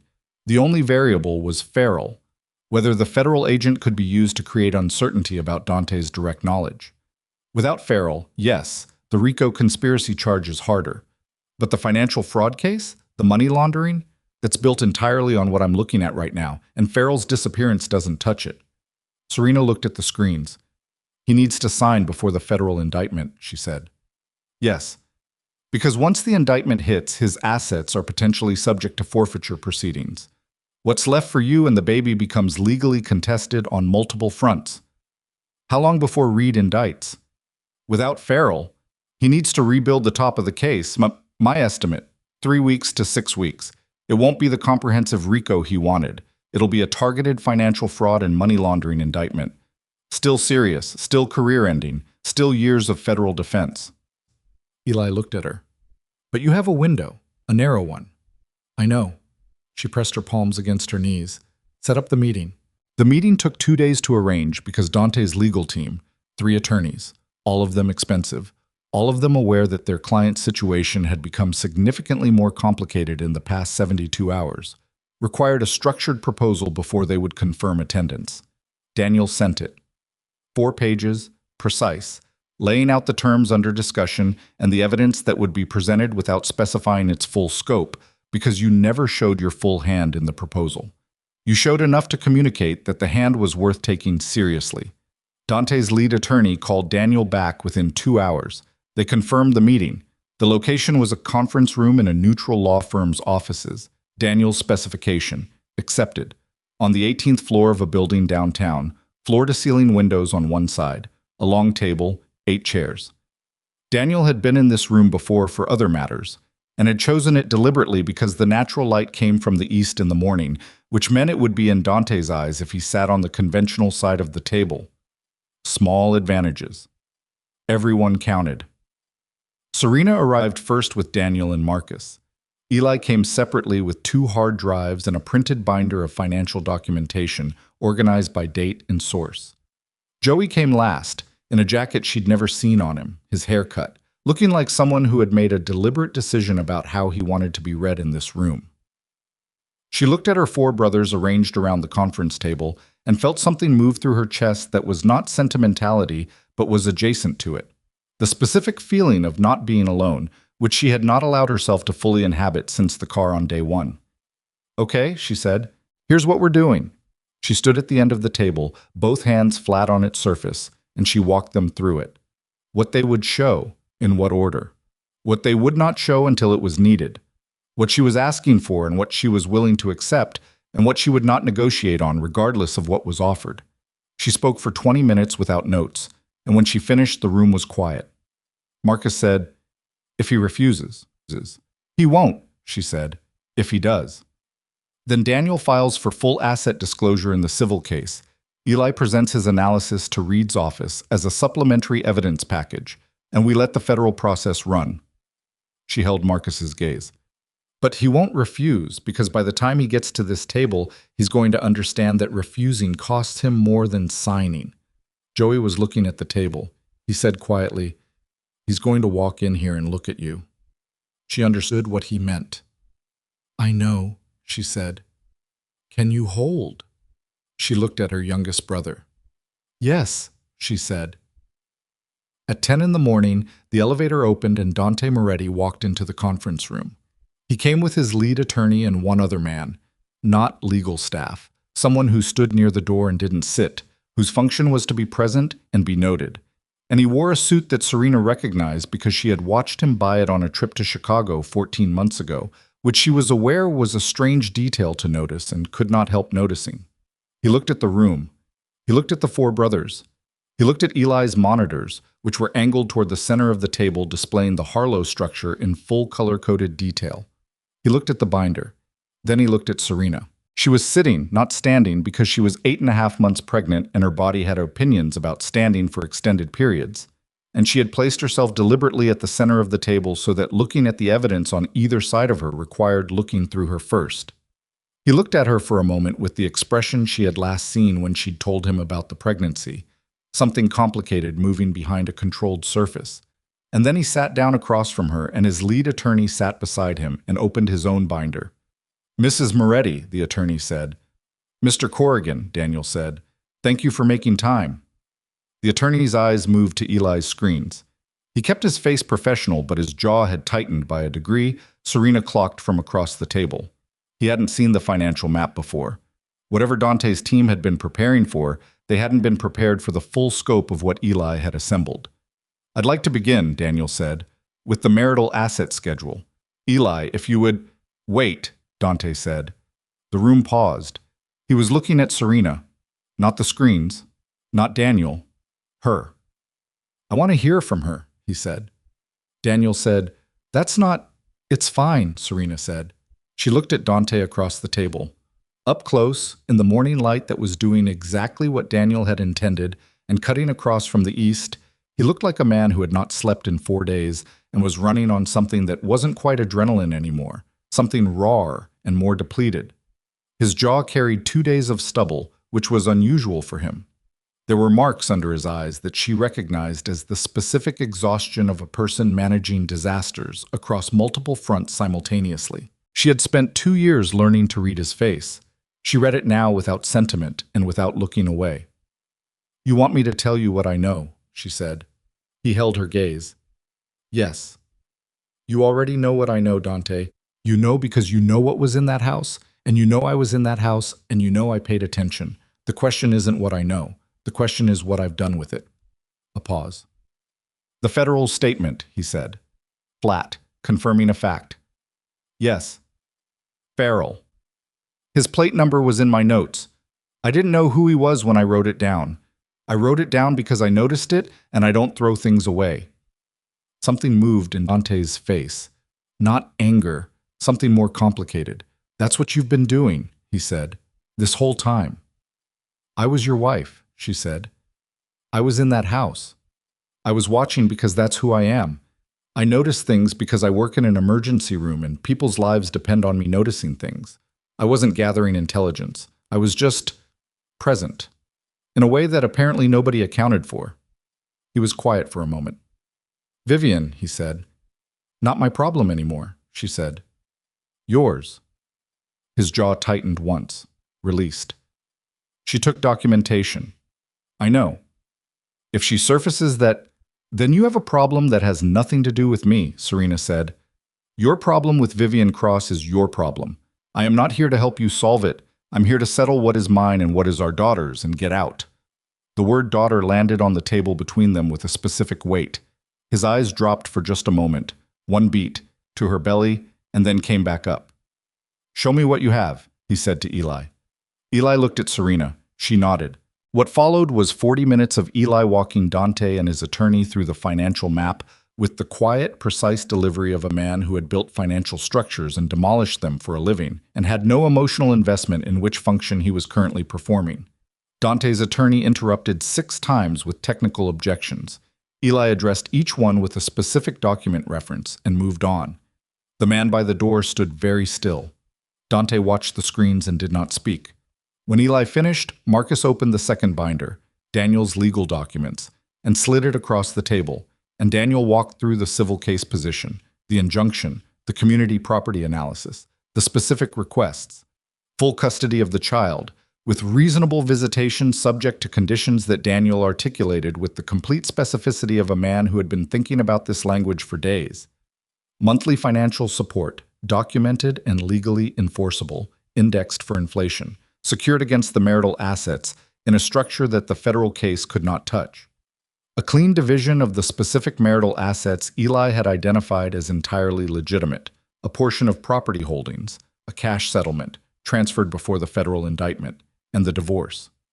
Clean, dated from the day of the eviction. Dante's attorney leaned over and they had a brief, low exchange that Serena couldn't hear. Then the attorney straightened. "My client would like a recess," he said. 10 minutes, Daniel said. Dante stood. He looked at Serena as he did it, and she looked back, and she held completely still the way she always did when she needed her hands to be steady. And he said, low, not for the attorneys, just across the table, "Is she okay?" Serena understood he meant the baby. "She's fine," she said. "She moves all the time." He held her gaze for one more second. Then he walked out. Marcus waited until the door closed and then looked at Serena, and she looked back and he said quietly, "Holding?" "Yes," she said. The recess ran 12 minutes. When Dante came back, his attorney had a different quality about him, the specific looseness of a man who had received the instruction he was waiting for and knew the next part was procedural. Dante sat down and his hands went flat on the table, the gesture she recognized as the one he made when he'd made a decision and was now managing its execution. "The custody terms," his attorney said. "My client has a condition." Daniel said, "We're listening." "The visitation clause. He wants it stated as subject to mutual agreement rather than the enumerated schedule your proposal specifies." Daniel looked at Serena. She shook her head once. Small, definite. Daniel looked back. "No," he said. "The schedule stays as written, or we add a judicial oversight mechanism that will not be more favorable to your client. Those are the options." A pause. Dante was looking at his hands. "The schedule," his attorney said. "Fine," Dante said. To his attorney, not to Daniel. Just fine. The word of a man who had run out of the particular energy required to fight on every front simultaneously and had chosen which ones mattered. The next 30 minutes were technical: numbers, dates, document references.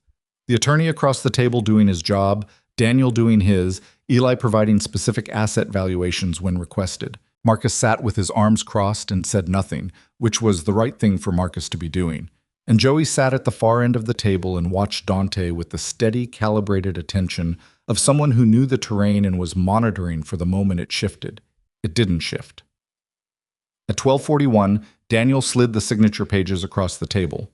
Dante's attorney reviewed them, made 2 minor notations. Daniel reviewed the notations, accepted one, rejected one, and the exchange took 4 minutes and resulted in a revision that Daniel drafted by hand and initialed and Corrigan initialed. Then the clean pages were in front of Dante. He picked up the pen. He looked at Serena one more time. The morning light was harsh from that angle, and she could see every year in his face and the specific way a man looks when he understands the exact dimensions of what he has lost, and there is no adjustment left to make. She looked back at him without expression, not cold, not satisfied, just present, witnessing. He signed. His attorney signed as witness. Daniel countersigned. Eli initialed the financial schedule addendum. It was done. Dante set the pen down. He stood, and his attorney stood, and the man by the door straightened, and they moved toward the exit. At the door, Dante stopped. He didn't turn around. "Her name," he said. Just that. Serena understood.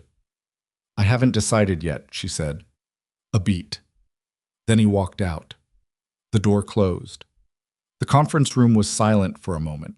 That specific silence that follows a conclusion, when the pressure releases and nobody is quite sure yet what the air feels like without it. Then Joey let out a breath that was almost a laugh and said, "That's it?" "That's it," Daniel said. Marcus was looking at Serena. She was looking at the door. "Ren," Marcus said. She turned to him. Her hands were in her lap and her back was a specific grinding protest, and her daughter had been kicking steadily for the past 40 minutes, as if aware something significant was happening, and Serena was holding something in her chest that she wasn't going to examine in this conference room in front of the attorneys. "Let's go," she said. They packed up. Eli broke down his monitors with methodical efficiency. Daniel gathered the signed documents and boxed them with the careful handling of someone who understood their value precisely. Joey held the elevator. In the elevator going down, Marcus stood beside her and didn't say anything, which was exactly right. In the lobby, the morning sun came through the glass doors hard and white and winter bright, and Serena walked through it slowly with her hand on her lower back and her eyes adjusting, and she stood on the sidewalk outside and breathed the cold air and felt her daughter move against her ribs. A slow, deliberate roll, the check-in she'd come to rely on. And she put her hand flat on her belly and stood there for a moment. Behind her, her 4 brothers filed out of the building and arrayed themselves without instruction or discussion, the particular formation of people who had grown up together and understood each other's geometry. And Serena stood in the center of it and looked at the street. The signed documents were in Daniel's box. The federal case was still running. Vivian Cross and David Farrell were somewhere in the world with files that were somebody else's crisis now. And in approximately 3 weeks, by the obstetrician's latest estimate, her daughter was going to arrive into a world where the story of her beginning was exactly what it was, complicated and painful and documented and resolved. And Serena was going to have to figure out how to hold all of that and still be the kind of mother she intended to be. She breathed in. Out. "Okay," she said. Joey appeared at her left elbow. "Food," he said. "You haven't eaten since this morning." "It's 1 o'clock." "That's what I said."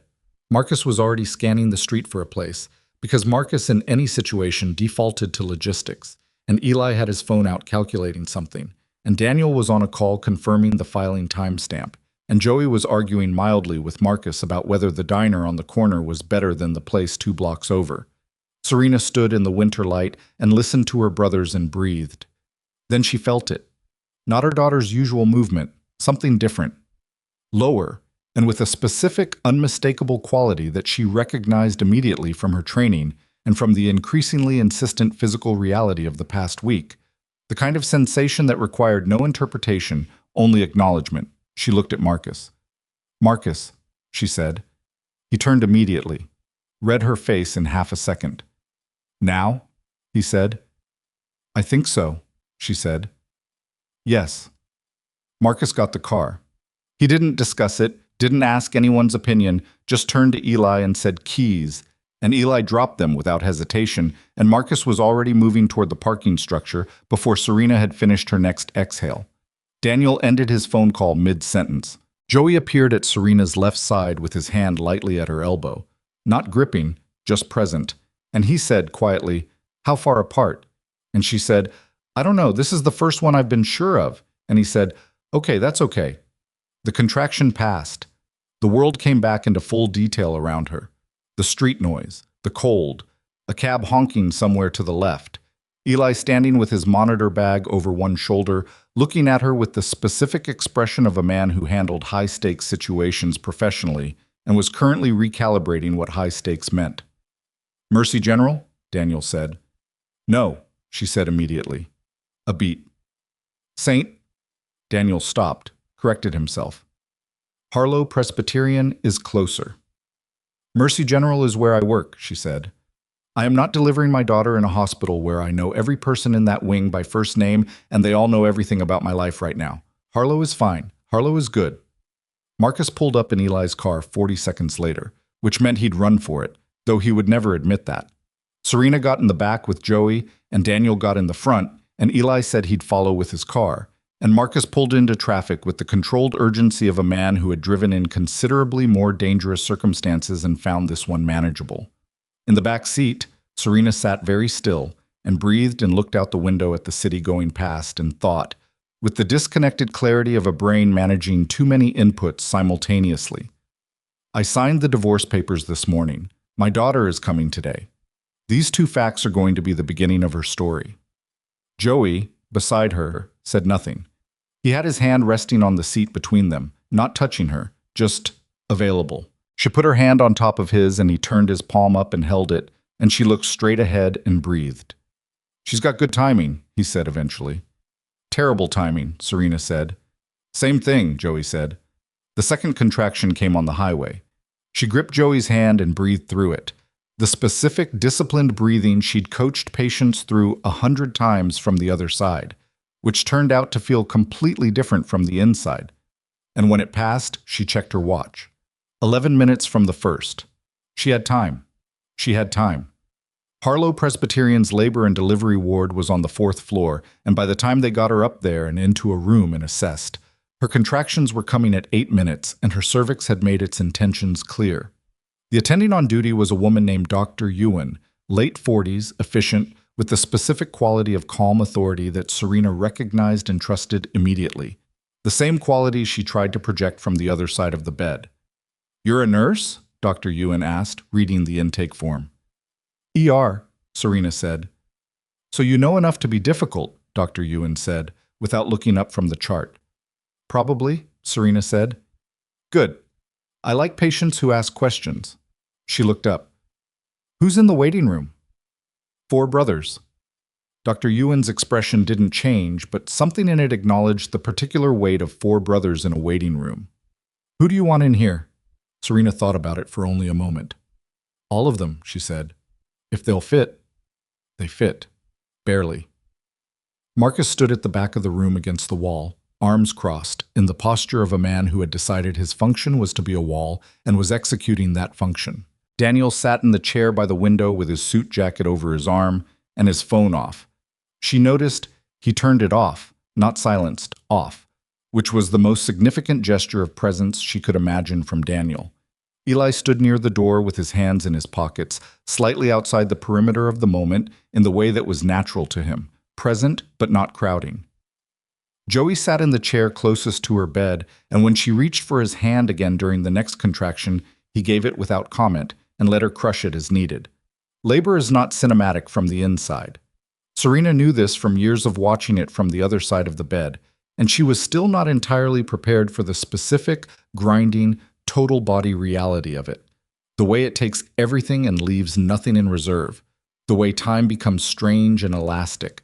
The way the body makes decisions the mind isn't consulted about. She was in it for 7 hours.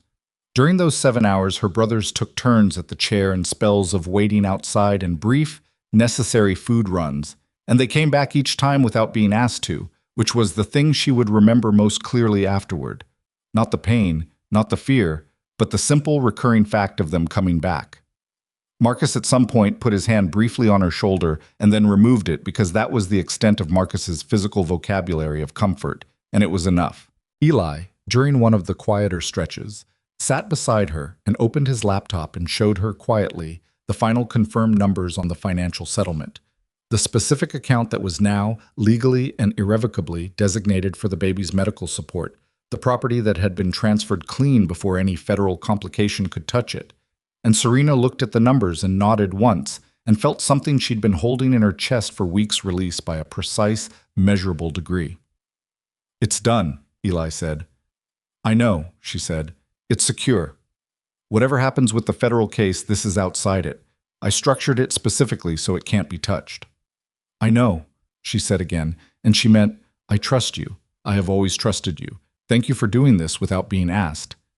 Eli closed the laptop and sat with her for a while without talking, which from Eli was its own form of tenderness. At 9:47 in the evening, after 7 hours of labor and 12 minutes of the particular focused intensity that Dr. Yuen managed with the same brisk, confident authority she'd shown from the beginning, Serena's daughter arrived. She was 6 pounds, 14 ounces. She was furious about being born, announced it immediately in the specific, indignant terms available to newborns, and then, when placed on Serena's chest, went abruptly and completely still, the way some people do when they encounter the one thing they recognize in an unfamiliar world. Serena held her and looked at her face. She had Dante's nose. She'd known that from the ultrasound, seen it in full, in the room, in the lamplight of the delivery ward. His nose on this brand new, furious small person who was also entirely her own was the thing that finally broke through the wall she'd been maintaining since the car on day one. She didn't sob. It wasn't that kind of breaking.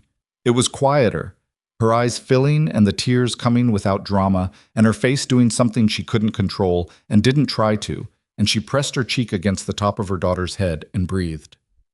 Dr. Yuen gave them a moment with the professional discretion of someone who had watched this particular human moment thousands of times and understood it never became routine.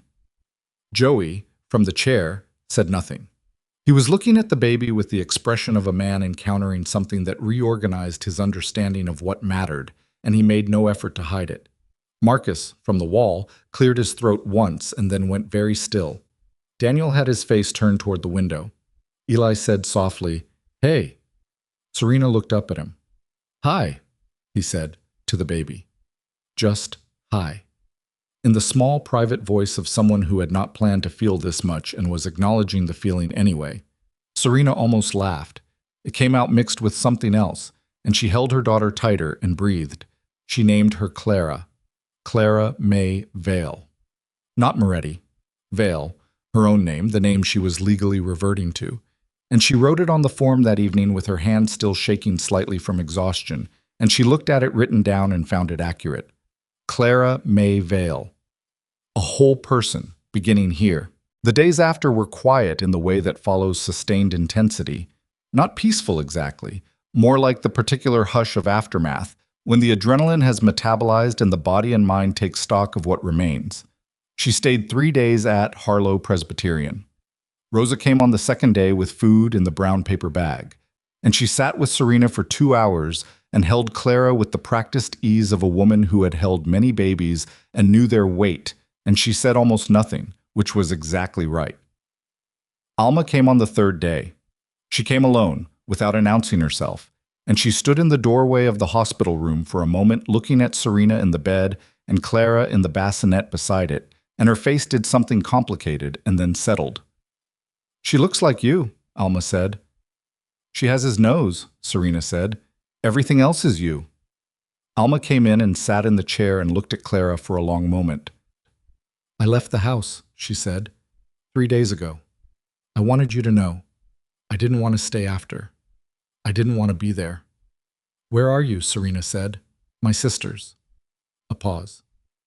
"Rosa has a friend, a family, big house. They need someone. I start next month." Good, Serena said, and meant it fully.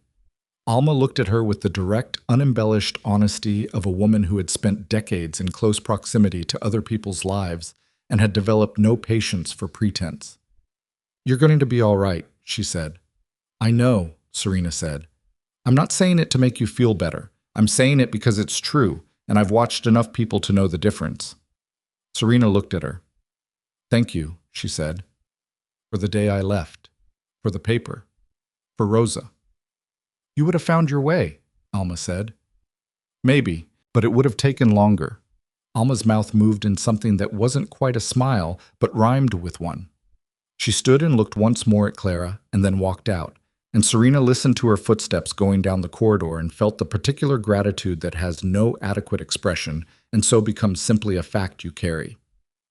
The news about David Farrell came 2 weeks after Clara was born. Daniel called to tell her, and his voice had the quality of a man delivering information he'd been expecting, but that still landed with weight when it arrived. Farrell had been located in Portugal. He had not run far enough, or had underestimated the reach of 14 months of federal case building, and he had been detained and was in the process of extradition. Reedy's office had issued a statement confirming the arrest without specifics, which was the careful, procedural language of a federal prosecutor who was not going to expose his hand before he had to.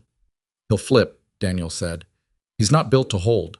Men like Farrell, they run because they're scared, not because they're loyal. When he understands the full weight of what's waiting for him, he'll cooperate." "And Vivian," Serena said, a pause. "Still not located." Serena sat with that for a moment. Clara was asleep against her chest, the boneless, total sleep of a newborn who had decided this particular shoulder was the correct place to be. "Will she surface?" Serena said. "My honest opinion? Eventually. She's too smart to run permanently. She'll find a leverage point, use what she has to negotiate immunity from somewhere, reappear on her own terms." Daniel paused. "She's not your problem, Serena. I know she's not. But you're still thinking about her." "I'm thinking about the fact that she was 2 moves ahead of everyone for 2 years, Serena said, including Dante, including a federal prosecutor, and she still lost the room she was building toward." She paused. "That's the part that stays with me. She was brilliant, and she was wrong about what the whole thing was for." "What was it for?" Daniel said. "She thought it was about power," Serena said. "Positioning, control of the architecture. She spent 2 years replacing people and building files and manufacturing leverage. And at the end of it, she's in hiding, and the files she was going to use as a weapon are helping a federal prosecutor build a case." She looked at the top of Clara's head. "She optimized for the wrong thing." Daniel was quiet for a moment. "And Dante," he said carefully, "have you thought about whether you're going to—" "He can see her," Serena said. "The schedule we agreed to. When the federal situation resolves to a point where I can assess it safely. He's her father. I'm not going to erase that." She paused. "But he's going to earn every visit, and she's going to know her own name first." "Vele," Daniel said. "Vele," she said. The federal indictment of Dante Moretti came 5 weeks after Clara's birth. Not the comprehensive RICO case Reed had originally envisioned. The architecture of that charge had been complicated by the Farrell situation, and Reed had rebuilt from a different foundation. But a multi-count indictment covering financial fraud, money laundering, and conspiracy that was, by any standard, sufficient. The Callaway arrangement was named explicitly. The Harlow structure was mapped in the indictment with a specificity that Serena recognized as Eli's analysis, incorporated into the federal record. Dante's legal team entered a not guilty plea and commenced the process of what would clearly be a lengthy, expensive, resource-consuming federal defense. The marital assets, carefully structured by Eli before the indictment, remained outside the reach of the federal forfeiture proceedings, which was the outcome Eli had engineered and which held exactly as he'd designed it. Serena read the indictment filing on her phone at 2 in the morning while Clara slept in the bassinet beside her temporary bed in Eli's apartment. She'd moved there after the hospital while the more permanent arrangements took shape. And she read it all the way through, every count, every named entity, and when she finished, she set the phone face down on the nightstand and looked at the ceiling. She thought about the waiting room at Mercy General. February. A man in a suit sitting with his hands on his knees for 4 hours because his closest friend was in surgery. The specific quality of his relief when she came back with news. She thought about the kitchen in her apartment. 3 hours of the most honest conversation she'd had with anyone in years, and the feeling afterward that honesty was a foundation you could build on. She thought about the anatomy scan, his voice saying that's her nose, the way he'd held her hand the whole drive home. She thought about the morning Vivian Cross walked into the kitchen with a manila envelope and the administrative confidence of a woman who had already decided this was settled. She thought about 8 months pregnant on a marble staircase, hand on the rail, not rushing for anyone, not one step. She lay in the dark and held all of it, not trying to resolve it into something neater than it was, not trying to make the love and the betrayal into a lesson that fit on a single page. Just holding it the way you hold something that is the exact weight it is, complicated and true, and hers. Clara made a sound, not quite crying, the preparatory sound, the working up to it sound that Serena had already memorized in 5 weeks of sleeping with one ear always open. She got up and picked her up and sat in the chair by the window and fed her in the dark. The city spread out below Eli's 14th floor windows, the lights of it doing what city lights do at 2 in the morning, which is make the world look both enormous and strangely manageable. Clara ate with the focused, total commitment of a newborn for whom this was the only and most important thing in the world. Serena looked at her in the dark and thought, I'm going to have to tell you about him someday. Not all of it, not until you're old enough to hold the complicated version, but I'm going to have to give you enough that you can make your own accounting. She thought, I'm going to tell you that he was capable of real tenderness and also of real damage, and that both things were true at the same time, and that people are often built that way, and that knowing this about a person doesn't mean you have to stay in the building while it collapses. She thought, I'm going to tell you that walking away with your dignity intact is not the same as losing. It took me a long time to understand the difference. I want you to know it earlier. Clara finished eating and went loose and heavy in the way of the thoroughly satisfied, and Serena held her against her shoulder and looked at the city lights and let herself sit in the quiet of it. A text came in from Joey at 2:47. He kept strange hours and always had. Rosa wants to know if you're coming for dinner Sunday. She made that rice thing. Also, she wants to hold the baby. Serena read it and felt the tightness in her chest ease by another degree. The slow unpacking of weeks of sustained tension, finding its way out through small, ordinary moments. A text at 3 in the morning about rice and a baby and a 70-year-old woman who had opened her door without asking questions. She typed back, "We'll be there." The more permanent arrangements took the shape of an apartment 2 miles from Mercy General. 3rd floor, 2 bedrooms.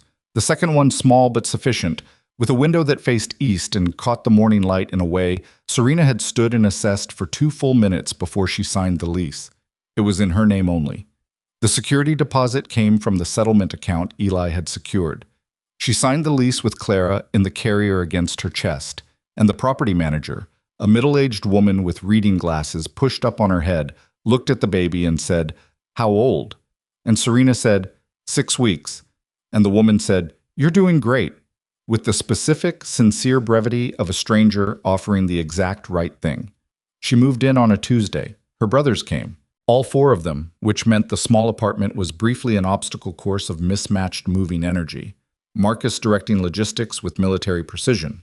Daniel carrying boxes with the careful handling of a man unaccustomed to manual labor but committed to it anyway.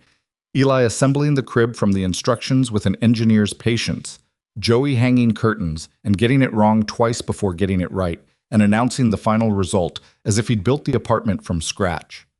Serena sat on the floor with Clara in her lap and watched them and ate the sandwich Joey had produced from somewhere and drank the coffee Marcus had gone out to get and felt, for the first time in months, something that was not relief or resolution or the functional clarity of managed crisis, but something quieter and more durable. She felt at home. Not in the apartment yet. The apartment was still boxes and unfamiliar angles and the particular echoing quality of a space that hasn't been lived in long enough to absorb the sounds of the people inside it. But at home in the sense of, this is mine. This small, correct, sufficient thing is mine, and I built it out of the wreckage of something else. And it stands. By evening, the boxes were mostly arranged and the crib was assembled correctly, and the curtains were straight on the second attempt, and Marcus had fixed the loose hinge on the bathroom door without anyone asking him to, because Marcus in any space would find the thing that needed fixing and fix it. They ate takeout on the floor because the table wasn't set up yet, and it didn't matter. Joey, eating his noodles, looked up and said, "What are you going to tell her about us?" "About you specifically," Serena said. "All of us." When she asked about her family, Serena looked at Clara, asleep in the carrier propped carefully against the wall. Then at her brothers arranged around the takeout containers on the hardwood floor of her new apartment. "I'm going to tell her she has 4 uncles who showed up," she said. "That's it. That's the whole story. They showed up." Marcus, from the floor, made a sound that might have been many things and was probably all of them at once. "That works," Daniel said quietly. It did. The weeks passed the way weeks pass after a storm, with the particular quality of ground that has been changed by what moved through it, firmer in some places and softer in others, the landscape recognizable but altered. Serena went back to Mercy General at 12 weeks postpartum. She walked onto the floor in her scrubs, and the charge nurse, a man named Garrett who had worked beside her for 6 years, looked up and said, "You're late." And she said, "By about 30 seconds. And he said, "Good enough," and handed her a chart. She was good at her job. She had always been good at her job. She was, if anything, better now. Something in the sustained crucible of the past months had clarified things, stripped away the parts of her professional manner that had been performance and left behind what was real. She was more direct with patients, less careful about her own emotional exposure. When a woman came in one evening, 8 months pregnant, sitting in the waiting room alone with the specific quality of someone managing something very large in very small silence, Serena sat down beside her. "Do you have someone coming?" she asked. The woman shook her head. "Okay," Serena said. "Then I'll stay until someone does." She said it simply, without drama, the way you state a fact that isn't negotiable. "What's your name?" the woman told her. Serena told her hers. They sat together in the waiting room until the woman's sister arrived 40 minutes later, at which point Serena stood and went back to work and didn't think about it afterward as anything exceptional. She had sat beside someone who was alone. That was the thing you did when you could do it. Farrell was extradited at 14 weeks. He cooperated within 72 hours of his first federal interview, which was exactly the timeline Daniel had predicted. His cooperation restructured the RICO case into something closer to what Reed had originally intended, and the charges against Dante were expanded accordingly. Serena read the news update on her phone on her lunch break, sitting in the break room at Mercy General with a cup of coffee that was slightly too hot, and she read it, and then she called Daniel. "I know," he said. "I was going to call you this afternoon." "Does this change anything for me?" she said. "No, what's secured is secured. The civil settlement is independent." "Okay," she said. "That's it? Okay?" She thought about it. "What else is there?" she said. "The documents are signed. The baby is fed and currently at Eli's because he volunteered and I wasn't going to say no.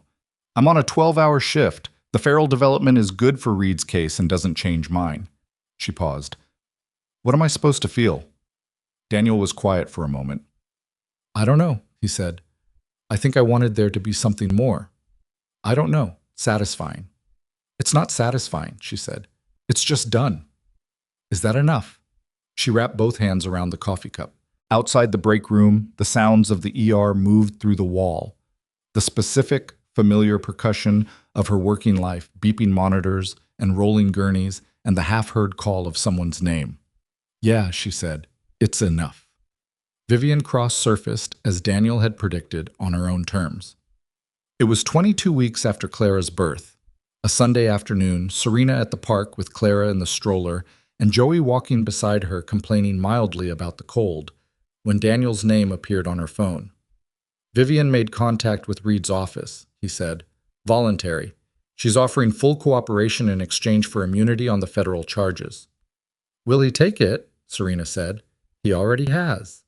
She pushed the stroller along the path and looked at the bare-branched trees and thought about Vivian Cross, her intelligence, her architecture, her 2 years of careful, brilliant maneuvering, all of it ending with a phone call to a federal prosecutor because the alternative was worse. She thought about standing at the door of the Moretti mansion and saying, "He's going to do this to you too, eventually," and walking out. And she thought about whether she'd been right. She didn't know. She wasn't sure it mattered. Okay, she said. You don't want to know what she's providing, whether it affects the civil.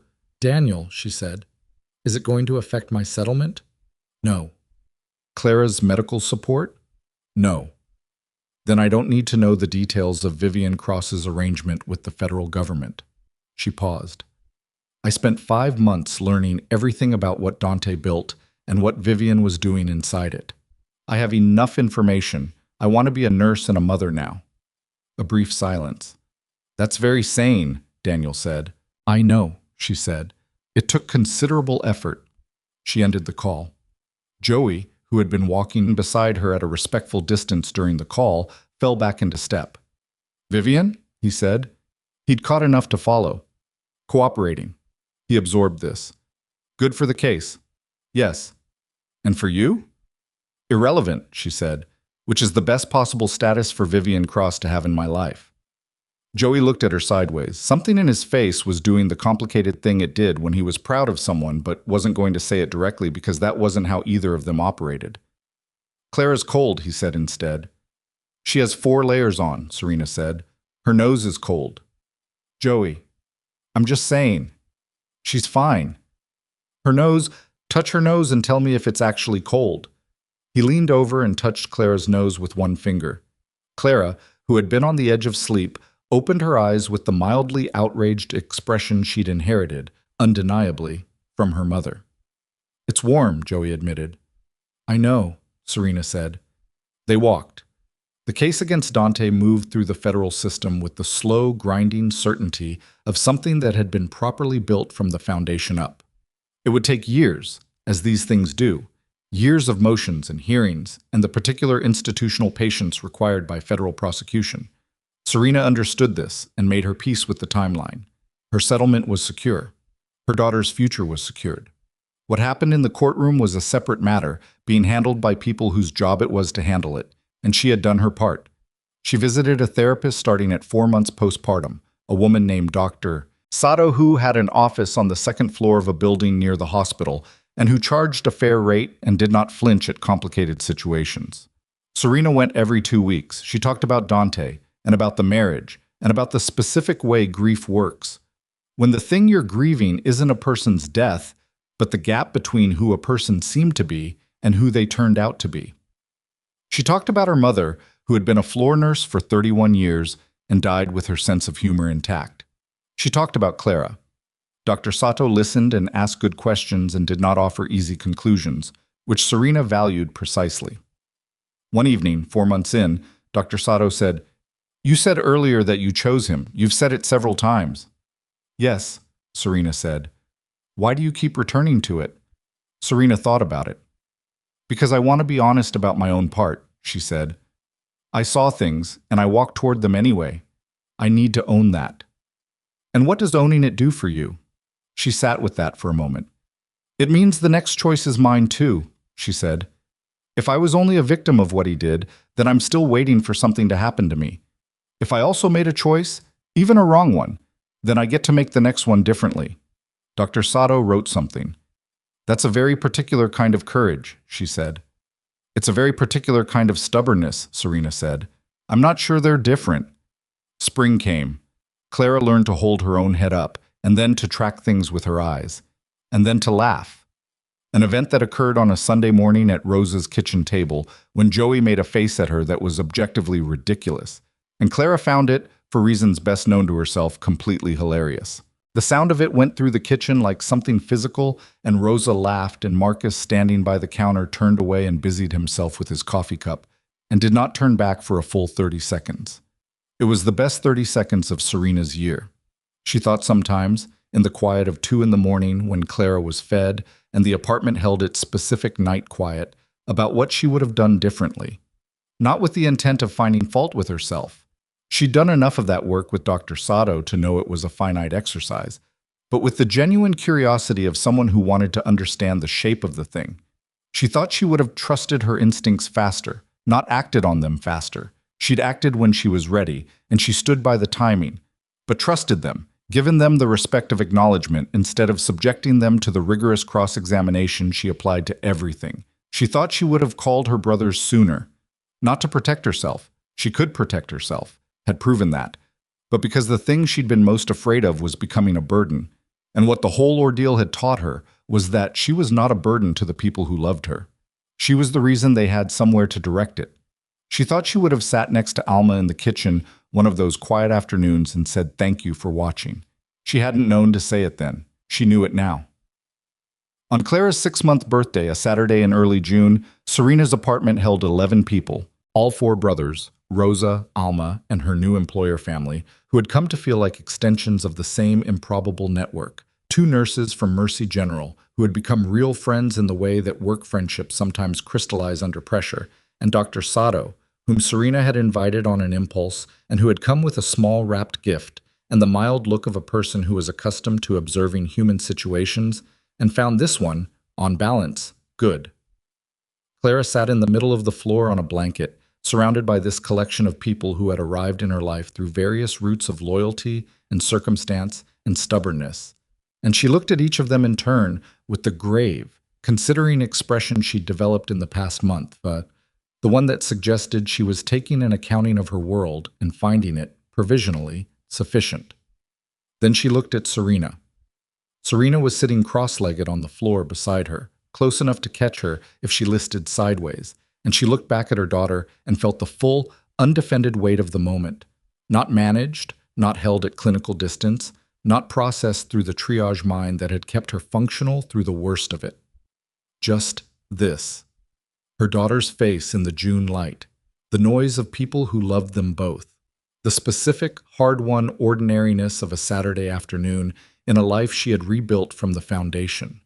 Clara reached out one small fist and grabbed Serena's finger, held it. Serena let her. Outside, the city went on being the city, loud and indifferent and full of people making their own impossible calculations, loving the wrong people and the right ones, walking away and walking toward and sitting in hospital waiting rooms and parked trucks and strangers' spare rooms with flannel sheets, choosing, always choosing, which way to go next. Inside, for now, the afternoon was enough. Clara May Vale held her mother's finger in her fist and looked at the world she'd been born into. And the world, imperfect and complicated and stubbornly, defiantly present, looked back.